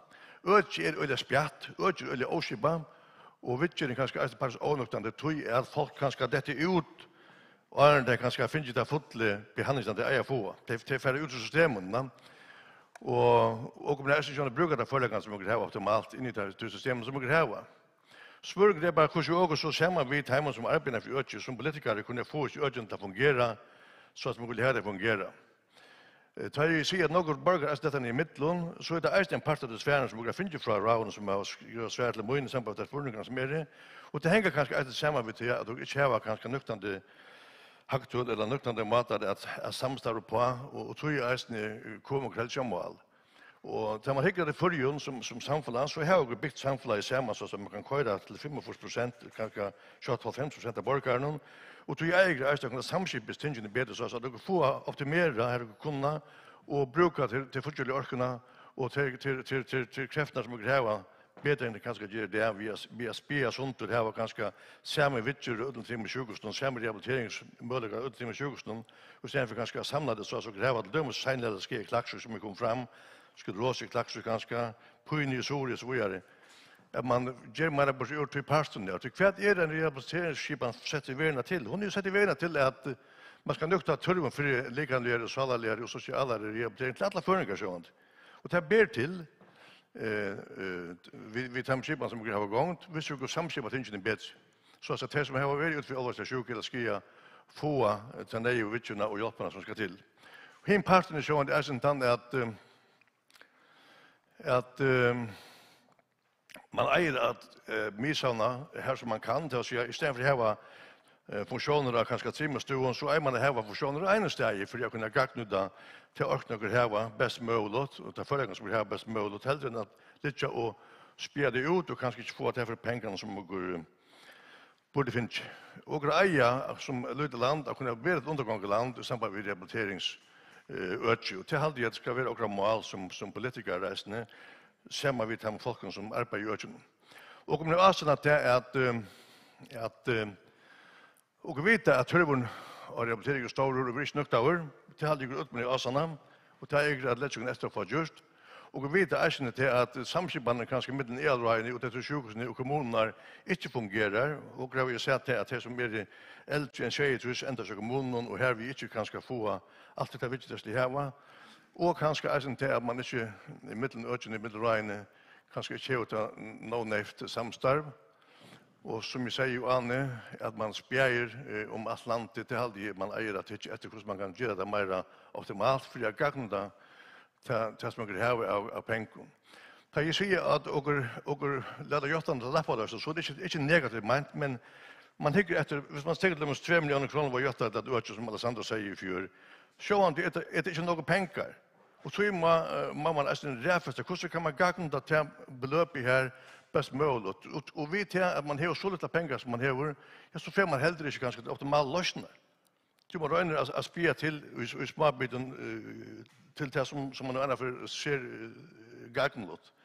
Og tog hadde jeg det er viktig at dere som jeg skal leve inn, ja, optimere, så det mer penger av det 20 så at dere kommer ganske opp på det dobbelte opphattene av en 2 år ferdig til som krever det, for jeg kunne gjøre det i økene bedre. Og eier som politikere er kunne sammen breit for inn i et øke og gjøre det nok bedre enn det er det. Sammen vi tar folk som starver studiet og krever nok donale folk, bare innenfor allmenneverket og helseverket, og til nivå eisen i kommunen.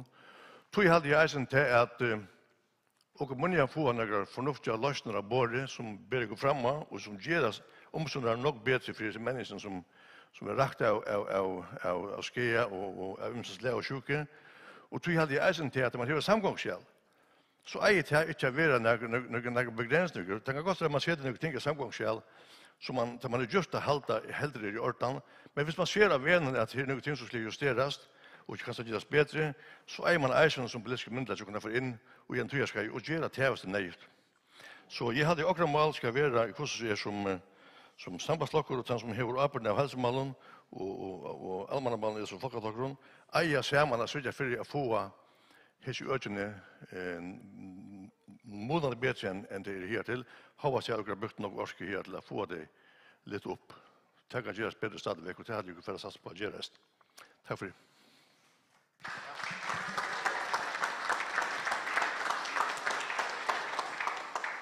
Takk for Johan Dahl. Da har jeg faktisk 20 minutter, men det ble det nesten.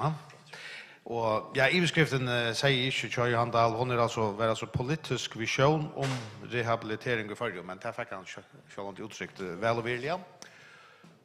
Og den sørste som får året og Arvid ber folk fære opp til panelet, det er Erhard Johansen.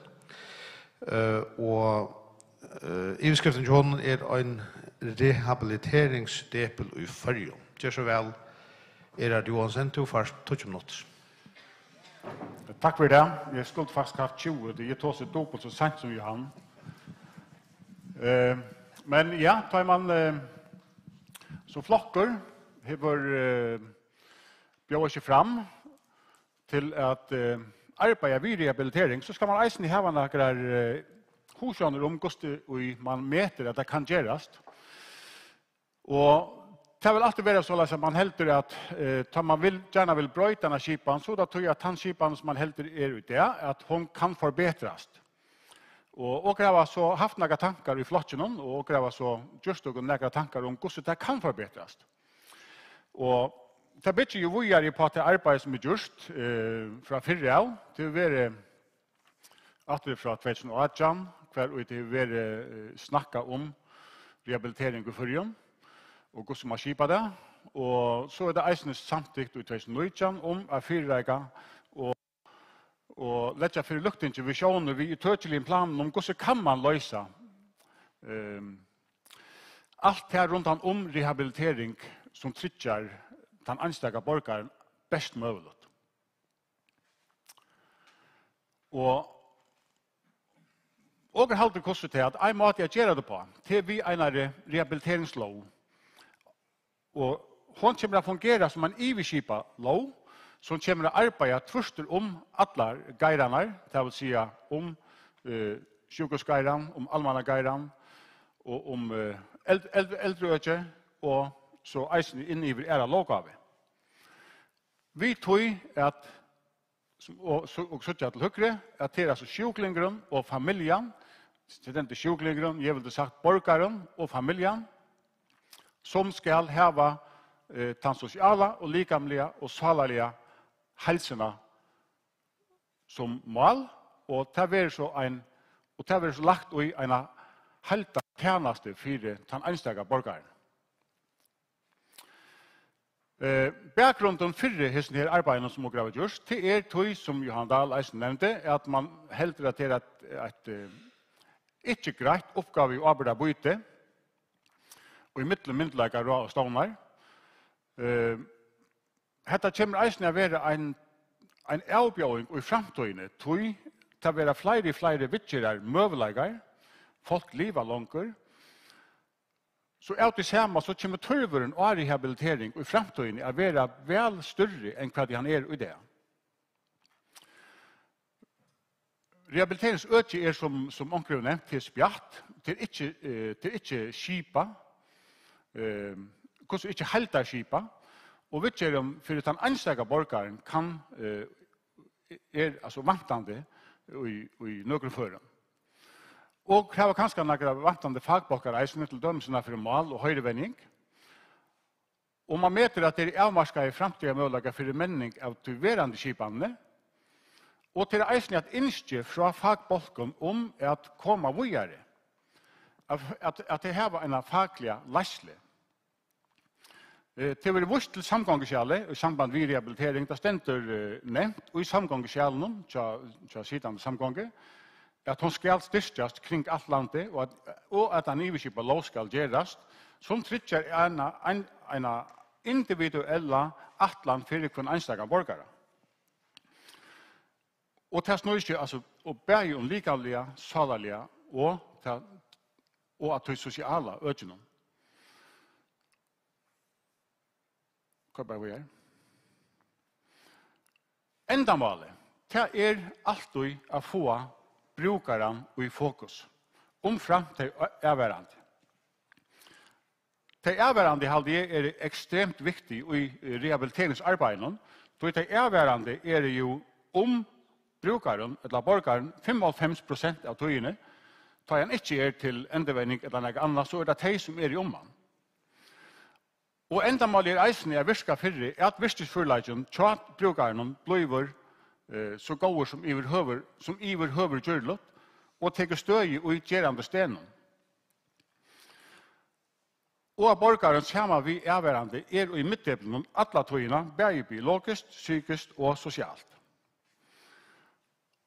Hette her, som vi arbeider vi, det teker eisen støy i at det vil samskipet tvørfaglige, at det er helt tjenester som vil samskipet tvørfaglige, og utlun økjen, og veit at vitjer er til på her møveleggar til dømest er gista og akkurat som av Veilefjord og i et avvis tøyarskai, og i mest møvelige mån at kunna sauna orski og førleggar av ein sted. Landet er løytig og til samanbundet, og her var kanskje en av heimsens beste infrastrukturen, så han skulle ikke sjølvande bruka. Her vi er ikke sagt at ein stovner skal litja av tøy stenen, altså og tås ikke geografi her i det, og tås meira om stovnen, sjølvande vera det økjer som vera utveit til klaksukar, til tvørøres, og kanskje understø eisene, som vitjer er stø, men det er stovneren som kommer som å være den samskipande enden i hisse skipene. Støveløsningen som dere har sett opp her, det er til at dere flyter alt området. Nå stender det at man flyter fra kaos, men det er ikke fra kaos, det er fra avskipene virskiften til noen skipa i virskifter. Og støyringsanbøy og hisse ned, det skal være rehabiliteringsatlanen.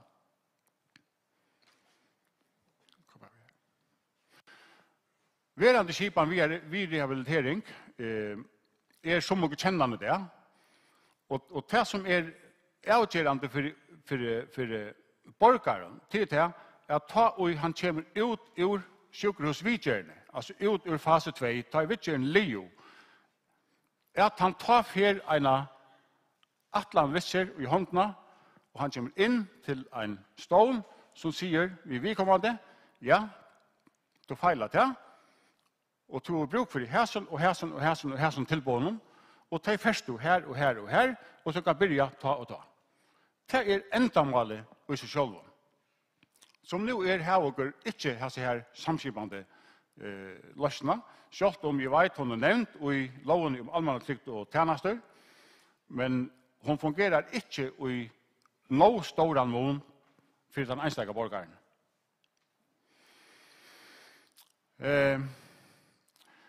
IPLS, det er vel undervist tøy ut av setren i det, til folk fra Imensmund Geirum som kommer og får utbygging.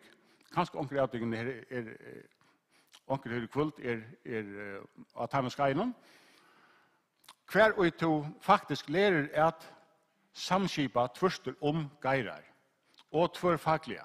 Så og byrja altså ikke helt av bæren.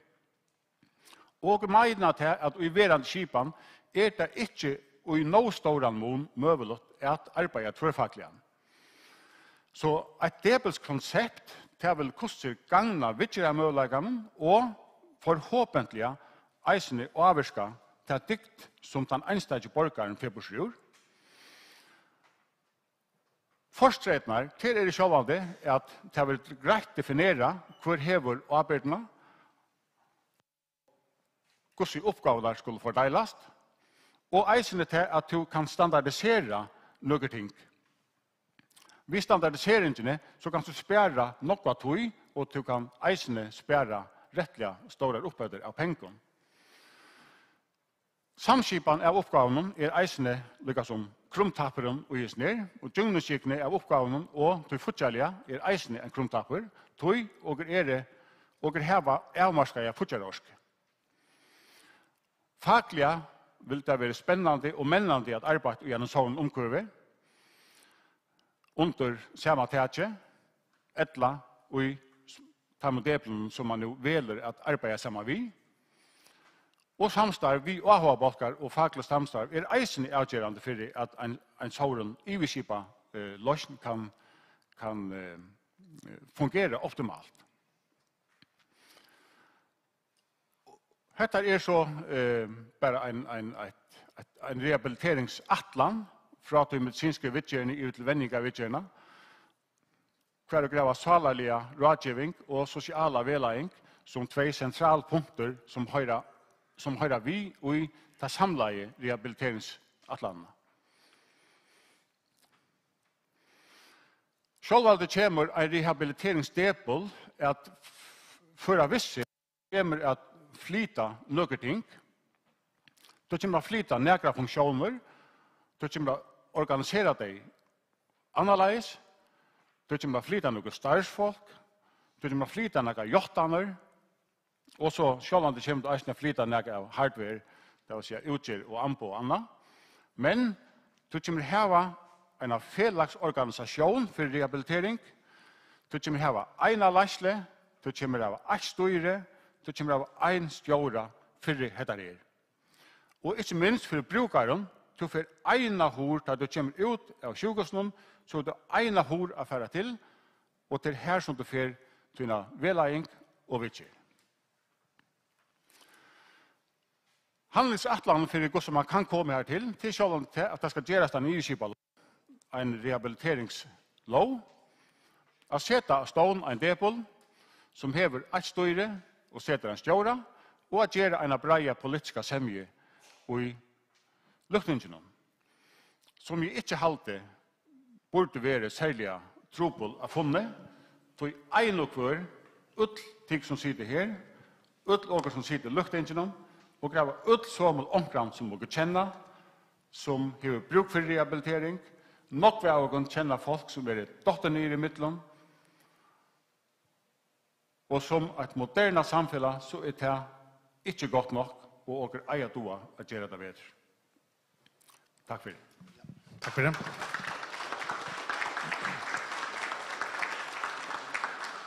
Ja, takk for Radio Johansson Løkningsmauer, og at det var den sørste framløven her i kveld, så til nå får vi manna tjekk på det her ivrig, og til å være de som har haft framløven, utan Birgitte Vikne, men jeg avtaler vi henne at det spurningar til henne, så det velkommen at Øystein ser til hennes spurningar. Ja, Kailio vil gjerne være sittende her om der, så skulle de bare vite at han sitter her og klarer svære Øystein. Men henne, og til det så Alexandra Adol, Hatle Thomsen, Johan Dahl, Erard Johansen, som ber begynne om å sette seg vid bordet. Kjørs fra.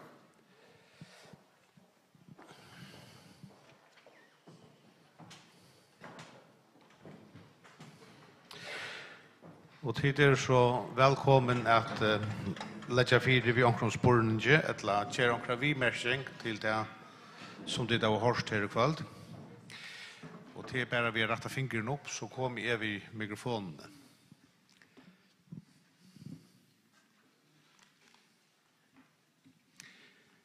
Ja, det nekker som hever hovedet letja fire. Ja.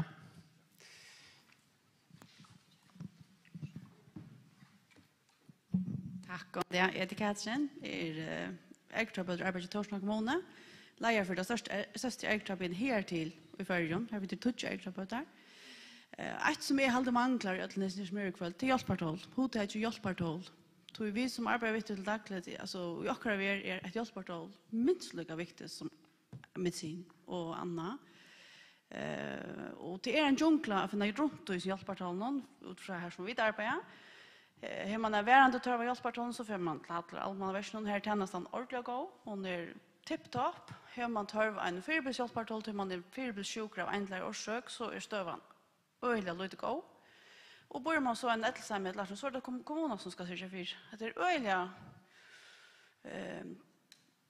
jeg tror ikke at vet at det beste tjenesten til alt hva det Er det noe som har vært i øttelsen her, at hodet hjelpartål skal tekes opp, som en områdende parster? Vill jag säga att det har gjort moner alltså hur man och tar imska vitcher av vad man ska ha och törva, ja. Hur hur att lägga fyra via sfära är det just väl? Ja. Och i framlånen här håller vi att här lägger man upp till att en sån depol ska ha allt det som är till hjälpatol under sig. Så att du häver ett ställe affära, att du häver en hora för in till. Du akkurat att det här som du beskriver, att är det Shaders Plus så ska du till kommunen. Är det en Ettelsheimen så är det några andra. Är det så Torsland kommunen så är det 3. Hatta först och lust vi att du ger en depol. Och jag vet att det är synter, alltså det är ganska synter explosivt att ta som händer ena depolen. Men alltså det är inte Jag tar inte geografi här. Det är inte så att det är en depol kvar utav kvar det är utskola till havnar, Soringar och Norringar, allt ska in i henne här depol. Nej, men det är en iveskip av depol som kommer att täcka sig av akkurat de här tingen där. Och här halde jag till rätteliga nog att vinna. Bara här som öde. Så att man inte ska renna från hennes till Janus. Hur man ska ha ett hjälpar då. Ja, det svär på spårningen, eller det nøktande? Vi var ikke nekker her hiden, hur hun har lett noe træt. Kan jeg leve til å fortlukke mikrofonene? Nej, under sån corona som det är jag nu, så det är väl en anekdot som heter vi hjälper alltså vi maskon och öppnas tänk någon här som man skulle ha bruk för, ja. Och för ska så sida vi lager någon, det händer en pandemi i landet så snackar man om, ja, alltså självande skulle en instanser haft allt så att kommunerna kunde träcka på det och att öka landet mot träcka på det självande. Och på samma måte som hjälpartal man har haft uppe att det är eisning av fornek från geir. Man borde haft det som ett sted här som man får till och fick det hjälpartalen som man har bruk för. Det ligger akkurat som det nu, det ligger spjatt alla ställen så tog man ha landet vid de här kommunerna vi att göra en euron i avtal om det. Så som så ut. Tack för det, Karl-Leo. Jag kunde ganska spårslut i salen, så inte det är avvärande här och sikkert östne brukare av skipande kan man säga om man har ankrar upplevelser som man kan dela här, det var inte om det blir för personligt, men jag var inte om ankrar och att lägga trätt ganska till andra spårningar som kom ur salen. Ja, körs väl.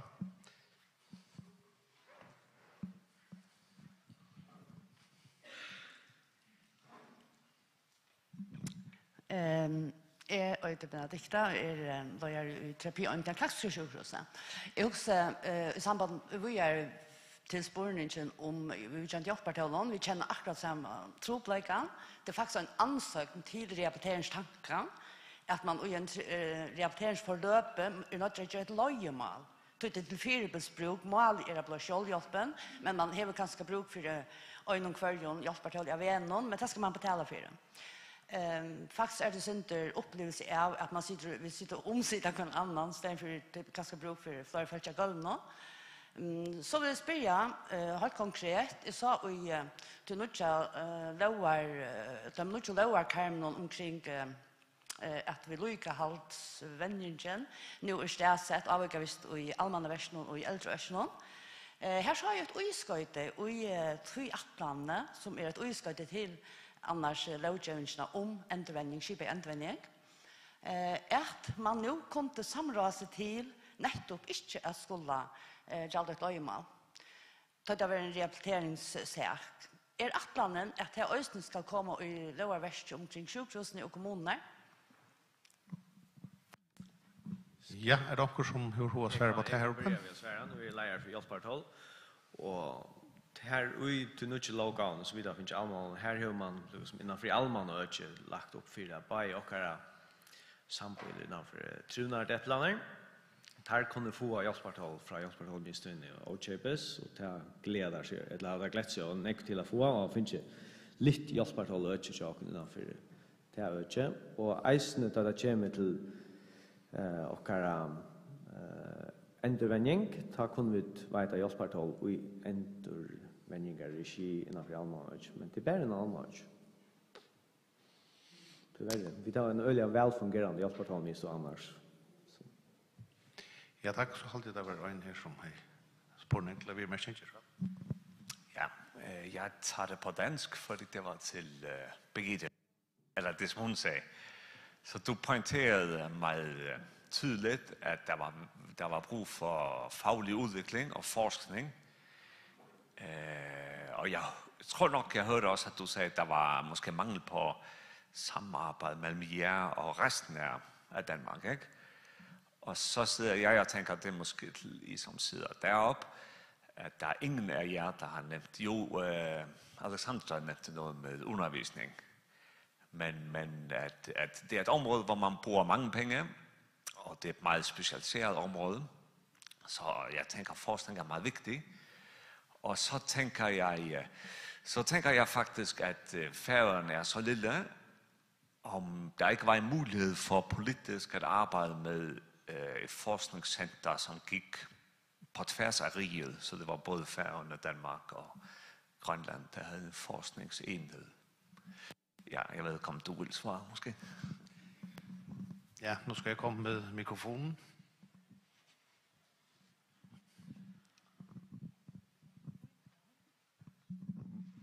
Altså man kan sige, at det er svært i Danmark at samle det. Altså det er en stor opgave, hvis man skulle samle det på tværs af ølandskab. Men det er jo måden, vi skal gå frem på, fordi det er så få patienter, det drejer sig om. Så hvis vi skal samle evidens for det, vi laver, så bliver vi nødt til at gå sammen om ens testbatterier og ens protokoller for, hvordan vi behandler de her patienter. Så jeg tænker da, nu i Danmark har de lige lavet neurorehabiliteringsvidenscenter Øst og Videnscenter Vest. Så der er også noget nyt på vej i Danmark i forhold til at prøve at samle lidt flere kræfter, så det ikke er spredt så meget. Fordi så opnår vi ikke det, vi gerne vil. Ja, tak. Ja, Alexandra Jesrel. Nu nevnte Johannes undervisning, og det er rett at vi börjar huxa at han veien øsne. Det som vi sutja at sjukhusverset her ligger øyne servitan inni av sjukhusversen, og vi har arbeidt øyne som bobson. Men det tar sjukling livet vidtgjørter, men så fer han heim og sitt næromkvarv. Og her skal endurvendingen halda fram. Og det kommer for at endurvendingen ikke ganske lukka så god. Det ikke på grunn av fagfelt, men det ganske også motivasjonen til at det enkelte og nedverset til fagfeltene som parser av disse endurvendingene til å gjøre feltet. Så vi kunne huske opp om at innenfor sklerose, det er det første dømen nå vi får arbeide ved, det at vi samler de feltene som har borger ved sklerose under hånd, at vi gjør samstarv ved dem, og med annet vi sitter sammen og underviser sammen, eller vi får undervisning sammen, og det er så Hasle sklerosehospital som kommer underviser. Så det akkurat vøn at på tannmaten, at vi får mennene i samstarv og undervisning, så tar gagna borgaren og i hans her næromkvarv. Han bare ganske nære viker inn i sjukhusversen, så får han vi gjøre. Men vil jeg gjerne ha at han er godt øsne her, og ferdig han bruk for. Johan Dahl, Jesrel. Ja, det her var, som Alessandra sier nu, var just det som jeg nevnte i øsne i min innledskjere, men til vi at du kan goske tryggjes tingene, at du kan fylle en person og trygge til at den personen som fyrer ut av sjukhusen, altså i fase 2, som var nevnt av timen her, at han øsne kommer i en vujere prosess og en vujere vitje, så at han fyrer den nøktande endemennester og endemennester som man skal hava. Og jeg heldig til at jeg tykker nok av som her i kvöld som har kanskje haft ævarende som har finnet sjukere umseslega. Men det er også sånn at et eller annet sted så la betjetan er. Altså at du fer ikke til nøktande vidtjørna og endevendisna som du eier å få, tog at økje kanskje ikke noe vel skipa. Altså koordineringen mittelen tingene ikke nøktande. Det er aldri at man må også og til eier man å finne det av. At det samme at vi eisne nok folk kanskje omgående koma ut av arbeidsmarknaden til å få et virlut lov at de har kanskje finnet en helbløyning eller en blåpropp eller et lamma i eller en eller annen årsøk vi blir litt skatt. Det fungerer godt nok.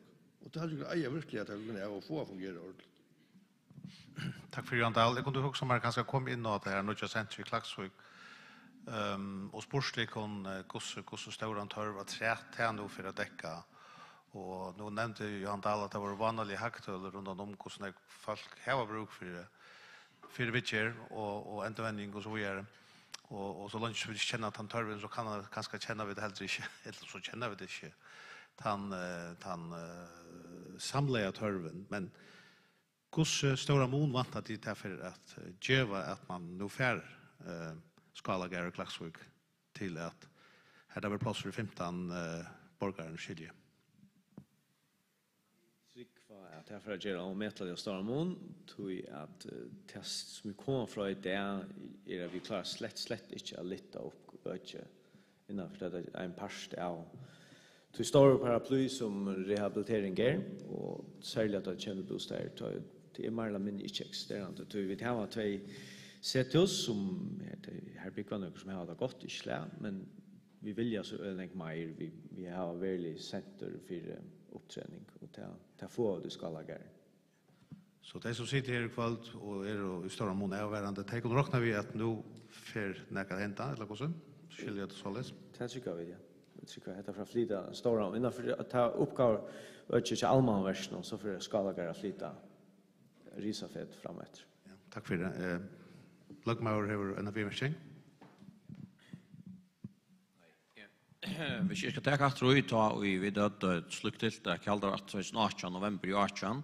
Ta minnes det som sett ett ta för att du ser för som tar vart här var det att man måste ha en samskipare. Det var allt avgörande för kan man säga succén att rehabiliteringen skulle ettnas till fullnar alla min jocken och syndernars det Johan Dahlberg jag på Johanni att problemet är att folken är inte första nejvitcherna första ändliga vitcherna så att det inte får ta nejv rehabilitering som ska till för att göra det så visst som den ena kunde bliva och tror på det mest ut och hattlar lägger fram här och säger till att det var bara någon helt få förrun är man brukte en samskipare till det och det som tar var uppe var ju till att en samskipare för det första avlastar familjerna det vill säga familjen annars kunde ha varit så för att lösa den och en parti med en stövan var kaotisk men ösen till att det en samskiparen fyllde upp och på förlöpet så att han nej var rehabiliteringen blev given på en vägen till ända och kanske ösen att man nu nämnde Halda Birgitte nämnde det att kanske att när tror jag så är man kommer in att vi får löpa och få ändå något och kan efter om något annat kan göras så spårningen är till panelen ganska om det inte är vävren affärer så att man har en samskipare så fylls förlöpen alla vägen. Ja, vad säger du till det? Öliga vi kommer att spårningar och jag har helt säkert att det när man borde just mer på sjur. Så det som vi söker nu det är alltså vi har mellan 2 till 4 borgare som blir sånhela skatter och tar ju igen förlöp först i Danmark och så för och fagfolk alltså fysioterapeuter tar för ny till Danmark och i praktik det stäge för att lära borgarna känna ordentligt och så tar det hem slagsveckor. Och så för att trotjars mannars förlöp igångt och här tar i halvannan månad i färden så är en sån midtveis evaluering som och det är det allmänna verset som visst är undersökt så är det allmänna verset som kommer in över och fungerar som vad ska man säga som lär borgarna känna. Och så att man tror att man är så för en ut till allmänna verset. Och det som för hjälp på helt säkert det är att de är klara att ta emot det nu. Så det här var ett omnattningahem. Ta i borgaren har vi väldigt lätt att förlöp. Men ta borgaren som förvojar till här det ganska manglar och en samskipare som ganska säger att nu är som sjuklingrund eller borgaren bruk för att komma upp efter att få att bostad. Så helt visst och kontaktpersoner är. Ja, vi har alltid Edvard här nu blir morgon. Jag bara inte tittar på samman men skulle inte vi hattler borre först. Kör så väl. Vi har tyvärr inte så några resurser till att statsfolk tillfälligt till att kunna sätta flera samskipare. Vi har en som och ta fyller öljan. Ta du har en borgare som är kommer ytla 4 och över här nästa ska få på plats så täckta och metallänka tog att nästa som lägger tog man lägga sluta. Och tog är det avmarska hos näck vi då sätter ja men nu ja allmänna lån hon lägger och hon är att vi skulle samskipa näck mera. Hon säger faktiskt att hvis en borgare har samband med 2 myntläggar och allmänna är en av dem så skulle vi vara samskipare alltså till så nästan så fyra kan att det ska läsas. Men vi har alla resurser som skulle till för att stå med och nötla det första. Nej, vi samskipa. Ja, tack för det och Edvard Hen står i allmänna rösten nu blir morgon. Vi tar den det vi går ju han har ganska också lägga trät här i watch. Till nämnde när jag kunde så också samma sport till nämnde det att det var östern bruk för det solström. Schalt om det kommer in i Klaxvik. Hur optimistisk är du i samband med det? Ja, det var väl tack för att jag får ordet. Det var en kommentar i forhold till behovet. Vi vet att Klaxvik kommer till att göra en väldigt stor forskjell för oss och betyder otroligt mycket för det vi beväger oss över ett helt annat regime för behandling av dessa borgarna. När det är sagt så vet vi att vi har i dag i vårt system gott och väl för borgare som är registrerat med Seinelöskeia och de flesta i Solström. Så att vi har behov för ett tillsvarande tillbud i Solström, det är helt gitt att vi har. Det som är viktigt för oss det är att det ligger tätt till sjukhus. Och det samarbete som vi nu har etablerat med Klaxvik sjukhus är helt unikt och gott. Och det är vi också avhängiga av för det nästa center som vi ska bygga och det må ligga i Torshavn. Och i samarbete med kommunen, med sjukhuset här. Ja, nu var det inte att jag då att läsa och ni kommer ju med spårningen men tack för det. Ja, är här till så väl. Det spårningen som Bar Nilsen nämnde att vi samskiparen jag och Rosa satt med land och i Tunanämnden tar vi hade här lån allmänsikt och tjänar så hon blev Richard. Och det som var återvändande från utland höjningsparten som kom in, det var samskipan. Det var från mäkt, det var från sjukligafällen, det var från utland som kom in. Så det är alltså och här hooks och så att inte vojare kan man ta det vojare och här var tant samskipande parten inne i en sån deple, självande kan man ta. Till upplagt. Så ja, samskipan är allt avgörande när man talar om rehabilitering. Ja, tack för det. Så har vi ett kvarter där.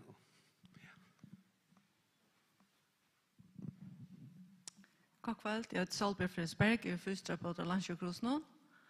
Jeg har en spørning til Galeo om hvor det ikke langt er lagt et lovforslag fram om en rehabiliteringslov.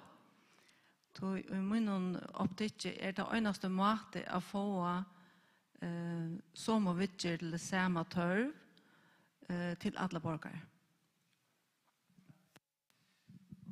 Skal det komme av i mikrofonen, Galeo?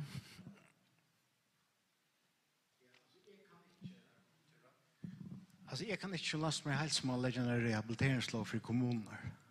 Alltså, hvis vi skulle göra en rehabiliteringslov i förra landet så må vi göra det så principiellt att kommunerna är vi på det, hur det ska göras, hur det ska skipas, att allmänna verkar vi på det, hur det ska göras, hur det ska skipas och att hälsomålare är vi på det, hur det ska göras, hur det ska skipas. Så att jag kan inte ta stil till det. Jag kan göra det in i för hälsoverk. Och här håller jag verkligen att det fungerar, alltså samskipan i hälsoverk, det som jag har för jag vet och gosser, hon fungerar utmärkt ut praktiska, det har varit tåsa väl och vilja i mittlen okkara, tror jag sjukhus. Och att köra allt in i en stappa, jag vet det inte ordentligt, men vi är det väl saktans nöjd till kanske ut för att det var en eller ändvändning in i okkara sjukhus. Vi kunde inte bläka bara alla kycklingar in i en depp långstående mitt i havnen. Alltså, det må vara runt om så det är så lätt att komma lite och lätt som är att komma till en ändvändning och en ändvändning. Hvis jag sitter i Sumpa eller Midgenese eller en utåt långstående det må vara tatt upp att han som är bruk för tjänsten som inte kan röras. Att det är friska folk som kan röras ut till det är nämnt. Det är inte meningen att göra en stor mastodont av en deple mitt av vakten.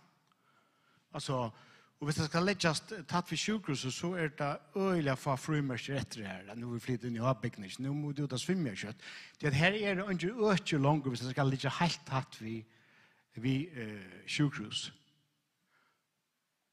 Apropos, Janne kom til helsegranskning, og her arbeider vi en nødvendig helsestyre til neste år.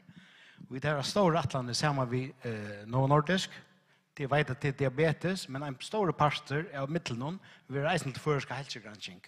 Og her atla vi da samla alla helsegranskning i førjen, at vidannene, så at vi da eisne kunne gjøre nekkere gåar fornuftigar granskingar möjligar till och granskar. Vi atla samla allan infrastrukturen som i landen. Alltså blodprövar lite runt i öst och väst och frimskon fristeboxen. Vi omkom bak uppe. Så vi atla samla det samman vi bak uppe så att det inte allt för spittles det som är grundlägg i hälsogransk. Det var lyckas som en liten vimersing till det som var åren. Och här må utbyggning komma in nästan. Tack för Takk for det, Leo. Så alltid det var Marius Dam, Lakne og Fyrbils fyrvirrande politikere. Jeg vet ikke om han kommer efter, men to be more, ikke selv? Ja, jeg synes det er lidt uheldigt, eller uheldigt, men jeg taler lidt dansk, at vi har en, som har haft det længste indlæg på dansk. Men jeg synes, at det er meget vigtigt, at vi får et statistik på, hvad det er, som vi har med at gøre på Færøerne. Det har man nok i Danmark, det har vi ikke her. Og så er det meget vigtigt, meget vanskeligt at få løst en opgave, hvis man ikke ved, hvad man har med at gøre. Og nu arbejder jeg som læge, og jeg synes, det er meget interessant, som Sandra siger, Alexandra, at man har en god optræning og rehabilitering inde på sygehusene, hvor nogle måske, som jeg kender i hvert fald, de har fået meget gavn af behandlingerne, og så kommer de ud igen, og så sker der ingenting. De er ikke 67, de er måske 40, og så ligesom, så går det nedad igen. Og hvem er det, som har ansvaret for at den behandling skal fortsætte, så de ikke falder helt ned i grøften igen? Og måske at de får mere gavn af, når de skal ind på sygehuset, måske til en optræning næste gang. At man har sådan en vedligeholdelsestræning ude i kommunerne. Og det som Frederiksberg sagde i spørgsmålet til Kai Leo, vil du lægge et lovforslag for Lagtinget vedrørende det her? Så siger Kai Leo, det kan jeg ikke, fordi kommunerne og almerne eller socialforvaltningen, de skal være med. Men jeg synes, at jeg forstår Frederiksbergs spørgsmål meget godt.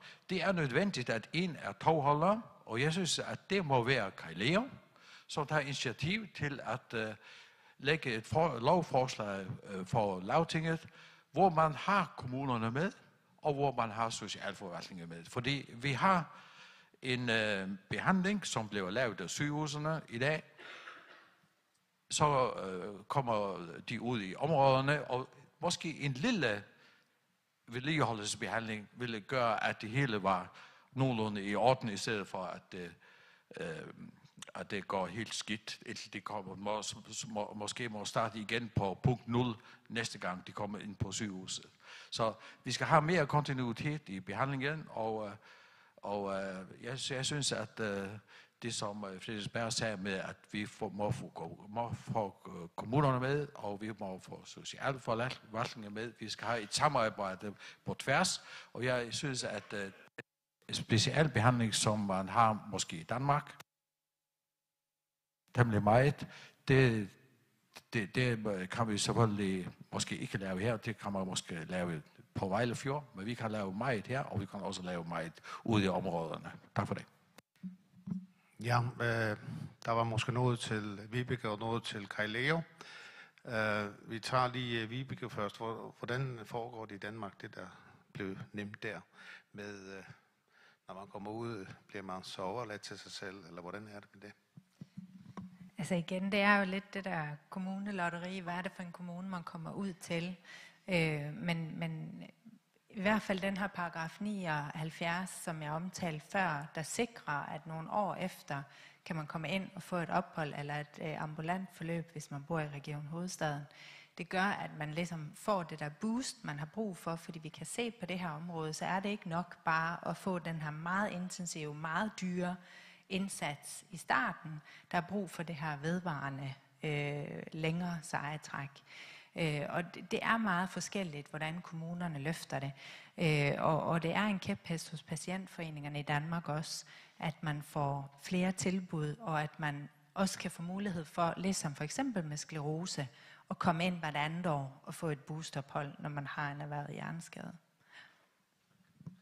Ja, Kaleo, hold stort. Det var omkring 30 nede i salen. Nej, men altså, at gjøre en nødja, altså mer vitande her var vi gjørst at det er kunder som skulle til i landsjukhuset, eller helseversen sjåkon, hver du hever alt vi går i endevendingar et land så var det. Så spørningen skal så gjøre en nødja for kommuner, og det kan man godt for å diskutere politisk. Altså, om man skal gjøre en nødja som dekker det i kommuner, så må kan gjøre fra kommuner må være vi på det. Men innenfor okkara versk har vi pura greier retningslinjer for endevending. Pura greier. Og vi har gjort det så leist, det har vi spurt om for en vike, så gjerne, 2 veker så gjerne, at det kanskje anker dette middelen. Men alle få til dømes en endevending i rettland. Nå, ta det ferdig ut. Ja, så nu er det snakk høtten, og til at nå er det ikke ødel. Og til det som er for å vite at det er ødel, så at det må så gosser få på plass. Og det skal lese ikke for. Men rehabiliteringslåna, ja, det må lykke ta seg syndrom politisk, om det er Jesus skal gjøre, det er vi alle førjer. Jeg kan godt gjøre det for helseversen, men de skal gjøre det for førjer, det vet jeg kjørt. Takk for det, Leo. I alt Egon Samuelsen, du sitter igjen og løtter vi fingeren opp, så for første året, ikke så vel?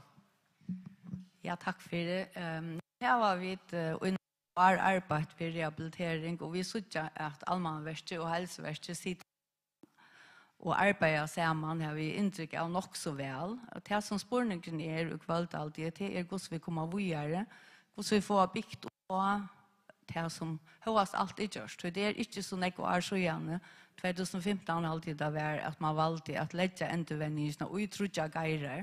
Og her sakner jeg av kommuner at man eisen fertjærer på til, hvert halvt av kommuner om etter. Det er en øyelig viktig parster ute. Og så sier Karl-Leon, han vet ikke om han skal gjøre noe lov, og det skiljer vel han sier. Så vi jo stadigvæk bort opp i disse imiske geirene, og det som alle har sagt i kveld, det er samskipan, som kreves mer samskipan. Og til dømes kunne man nevnt hjelpetåla, og ikke her allmann har finnet til å syne lovgav at hjelpetål er til stånar, og ikke ta en tropleggen som man til dømes har røkter hjemme. Så det krävs att man bygger vujar ju på att det här samman och ta må onker täcka alla trutja gairaner och sätta sig och stinka vujar ju det kostar så att det som är alltid man finns ju rymliga och ursligt vi har längt efter mål men här är det gott hänt det så 5-6 år och det är gott så får vi till så både vujar. Tack för det. Ja, det skulle nok få år her oppe, men her er 2 som og det er nok det sørste vi til referensen for på utøyene. Haldet han fyrre hver Edvard Hien. Så får det en avrundande vimerking kvar her oppe, ikke så? Ja, bare helt kort kommentar i forhold til dette med at vi nå i lang tid har sluppet borgerne etter at de er ferdig med endevending i sykehuset. Det er jo nettopp det den nye loven nå legger opp til, at vi med vedlikeholdstreningen over en kanskje for lang periode, men dog over 6 år, så skal vi da ha tatt med oss de forskjellige borgergruppene. Vi begynner altså med Parkinson, sklerose og einstaklinger eller senere. Og det er nettopp vedlikeholdstrening som skal sikre at det ikke faller ned igjen. Og det forløpet er jo nå satt opp suksessivt utover til 2026. Så det er tenkt på, og det er jo arbeid fra Eikon og Elspeth som har sittet lang tid med denne loven, og vi er spente på å komme i gang med den. Takk for det, og takk så skjøtt av her nere. Alt ikke til venner grannar. God kväll. Jeg heter Torun Åsa, jeg er sjukhusfrængur og samfunnsfrængur. Og jeg arbeider av deltene for helse- og sjukhusfrængur av Setrsnån. Her har vi med annet et rehabiliteringsgei og i løten til fulltekna. Men IPLS er eisende. Ha? Sjukhus etter. Ståren sitter her. Men det er vi ikke litt eisende at stålene og geirene kommer hva det tørva undervisning, så vi kunne gjøre en skipa i undervisning. Men det var slett jeg snakke om. Jeg har arbeidet i psykiatrien i 9 år. Og her er misbruk en stor trobeleidje. Vi tar snakk om ære sjukker det. Med til andre avrosing av medisinska deplen og vidtjeren ute i primære geirene og dobbeltdiagnosene i psykiatrien. Her var det några atlaner, några visioner innanfor folk vi misbruk i førjen. Og i mån til rehabilitering så er det ikke en endevending, rehabiliteringsinnsats som er vitande enn i mån til folk vi misbruk. Ja, jeg kunne minnes til spørningen til at du får året, og aller først at jeg vil fra salen, ikke vel. Jeg husker bare, Loik er nødt til å si det. Jeg husker, jeg sa oppstøyende til Jan Dahl, særligere, hver det stod ånden samskipen med den gøyrene. Her stod øyelig ofte, akkurat som at man gjør ånden. Og skipa, altså det er noe utrolig loydiale år som figurerer her. Og det passer til för en past, men faktiskt det hade vi vita av sjukhusen i hvert fall, att vi gör otroliga samskipande arbete. Och jag vill säga till försvar för alla manna värsta leva nästan som att det kommer ut här, ja men så inte för näkran, och det passar helt inte. Det är för en nekv, men tyvärr är betjätan av som om förrån, och jag har alltid debattna nekv, så att nå ärna. Bär ju förhåll till särskilt innanför terapeuttajmene, att endovendingen tar fortsätter ute, kanske inte 5 från vikna som inne i sjukhusen, men så tror jag från vikna. Det här samsar är 4 minuter, det vill säga avbjörnsen är, som vi nu är brynt att lösa Klagsvik, till bostäder, det husabröjtingar och det är stolar. Och här ligger det nästa till politiska myndigheterna till att en stol för tjej som ofta gör att en sjukling blir liggande i sjukhusen till att vi bor efter en egen hjortan och löktingston. Att man gör något vi tar till politiker. Tack för det.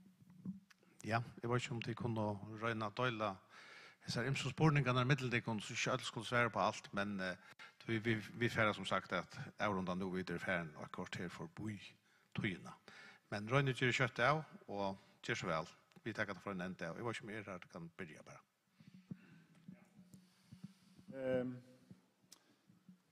Samskipan er god og avgjørende for å få samarbeid i mittelen geirer å fungere. Men det er ikke alltid nok.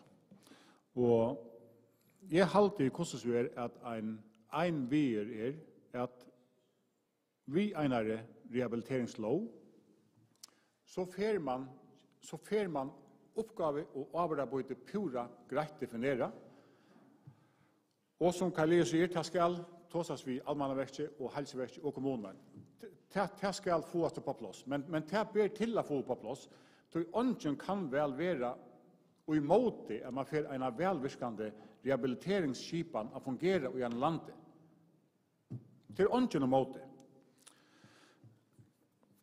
Folk vi misbruksdroplegon ble nevnt. Ta rockni vi kommer opp å vente i politisk skipan innan alt og langt tog. Og her var fokus på det i kostosver, og i sambandsflokken har vi størst fokus på det. Og her var tåsa vi altså vittgjørastånar, bare innanlands, men eisen i utenlands, hvordan de skipa til arbeid. Det er en vaksande troplegon, og tann trobelagen fører til så helt avmetalja nok anna.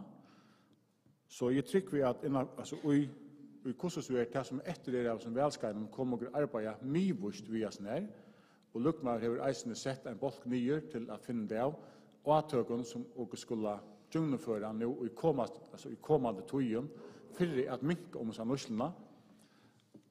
Men Lussland her, så og vi er nødt til å ta tannparsten eisene som eiter vittjer av misnøydaren.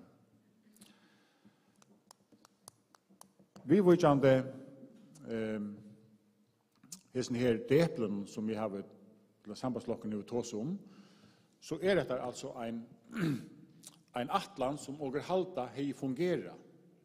Hon hei fungera så lais at ta ut over utskrivar av en sjukhus, at du kommer ut vid til en utskrivingarselle, og du har bruk for rehabilitering, så først du inn og gjør en ena hår, og til tannhåren som bare veleier og vittgjør det.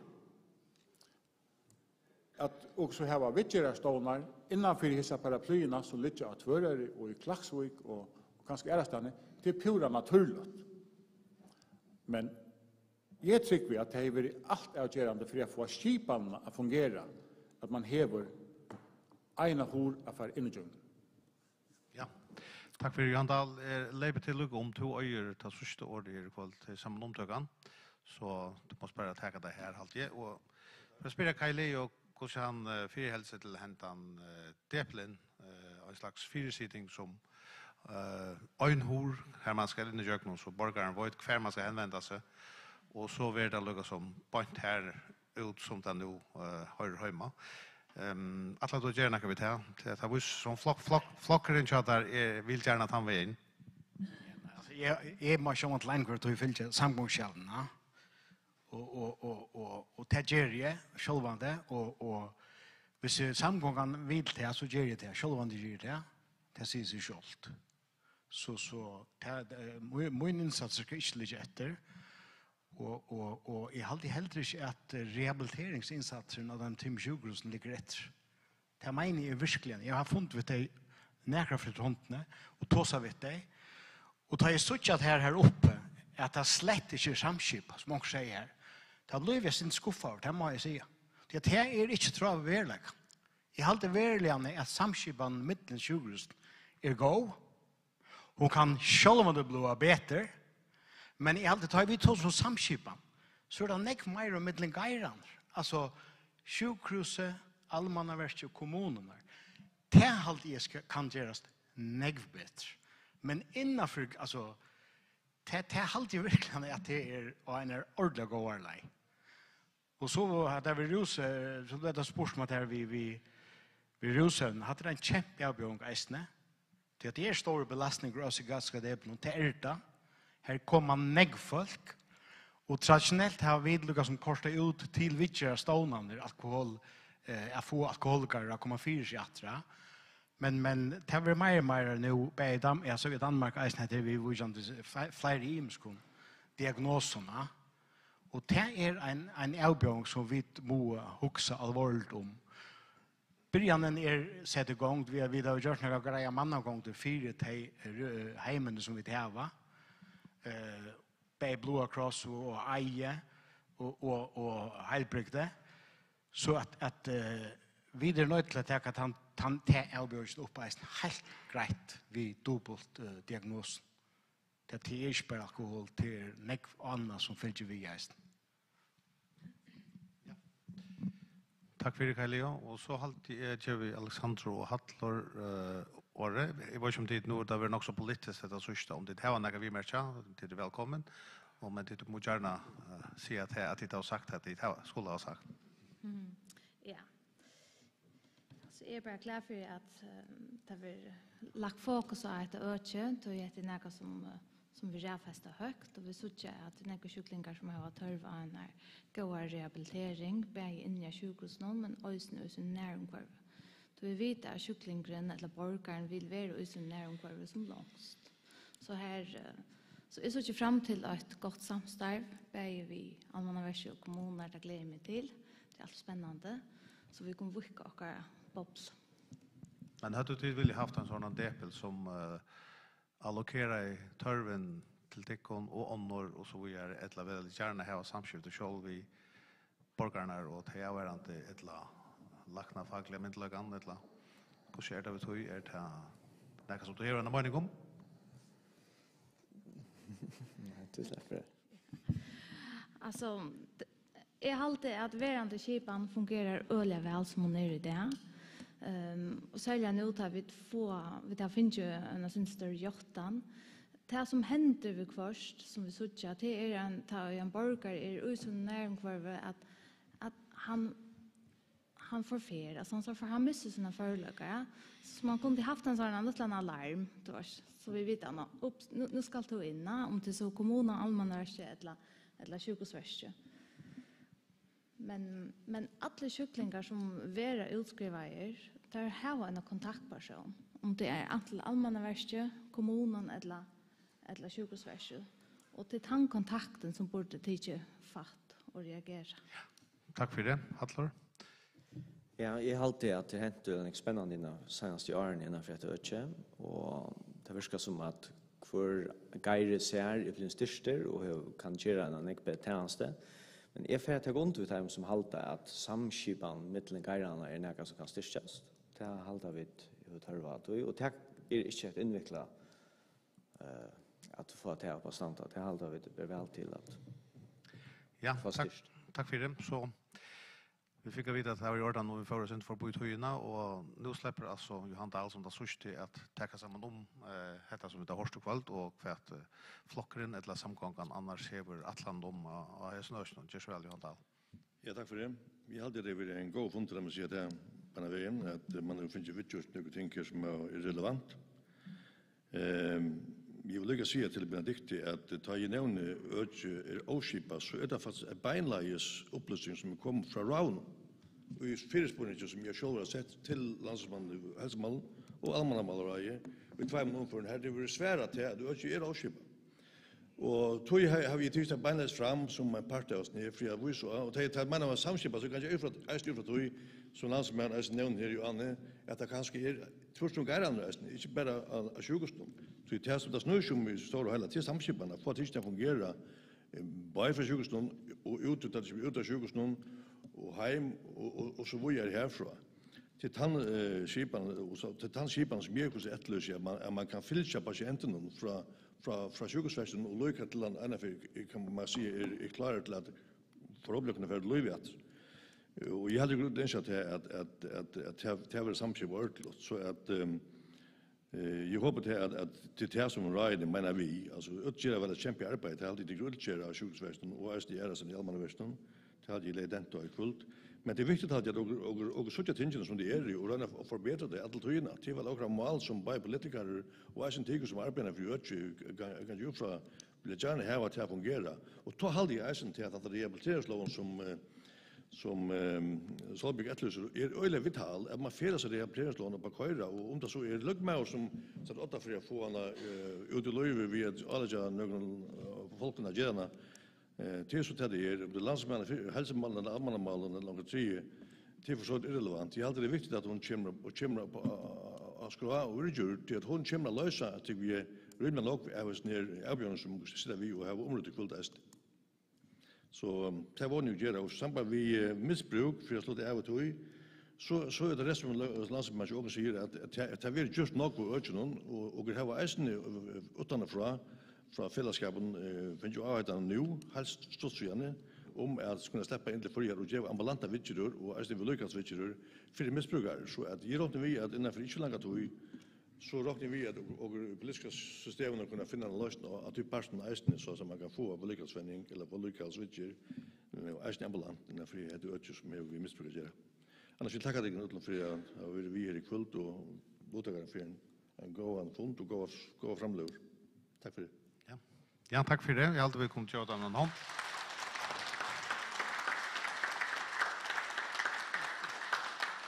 Jeg vil så takke for en god og spennende fund her i kveld. Og det ser ut til at opplevelsene er rettelig imiskere om hvordan folk opplever skipene, hvordan fungerer. For som fungerer den sikkert egentlig vel, for andre minner vel, og for noen kanskje alls ikke.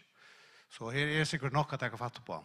Men takk for en god fund og tid som møtte opp her i kveld, og for strømming, det var Avelux som gjør det til. Og annars reiteren av fjallskriveren i sambandslåsjen som hever arrangeret etter kvalitet 4. Takk for det.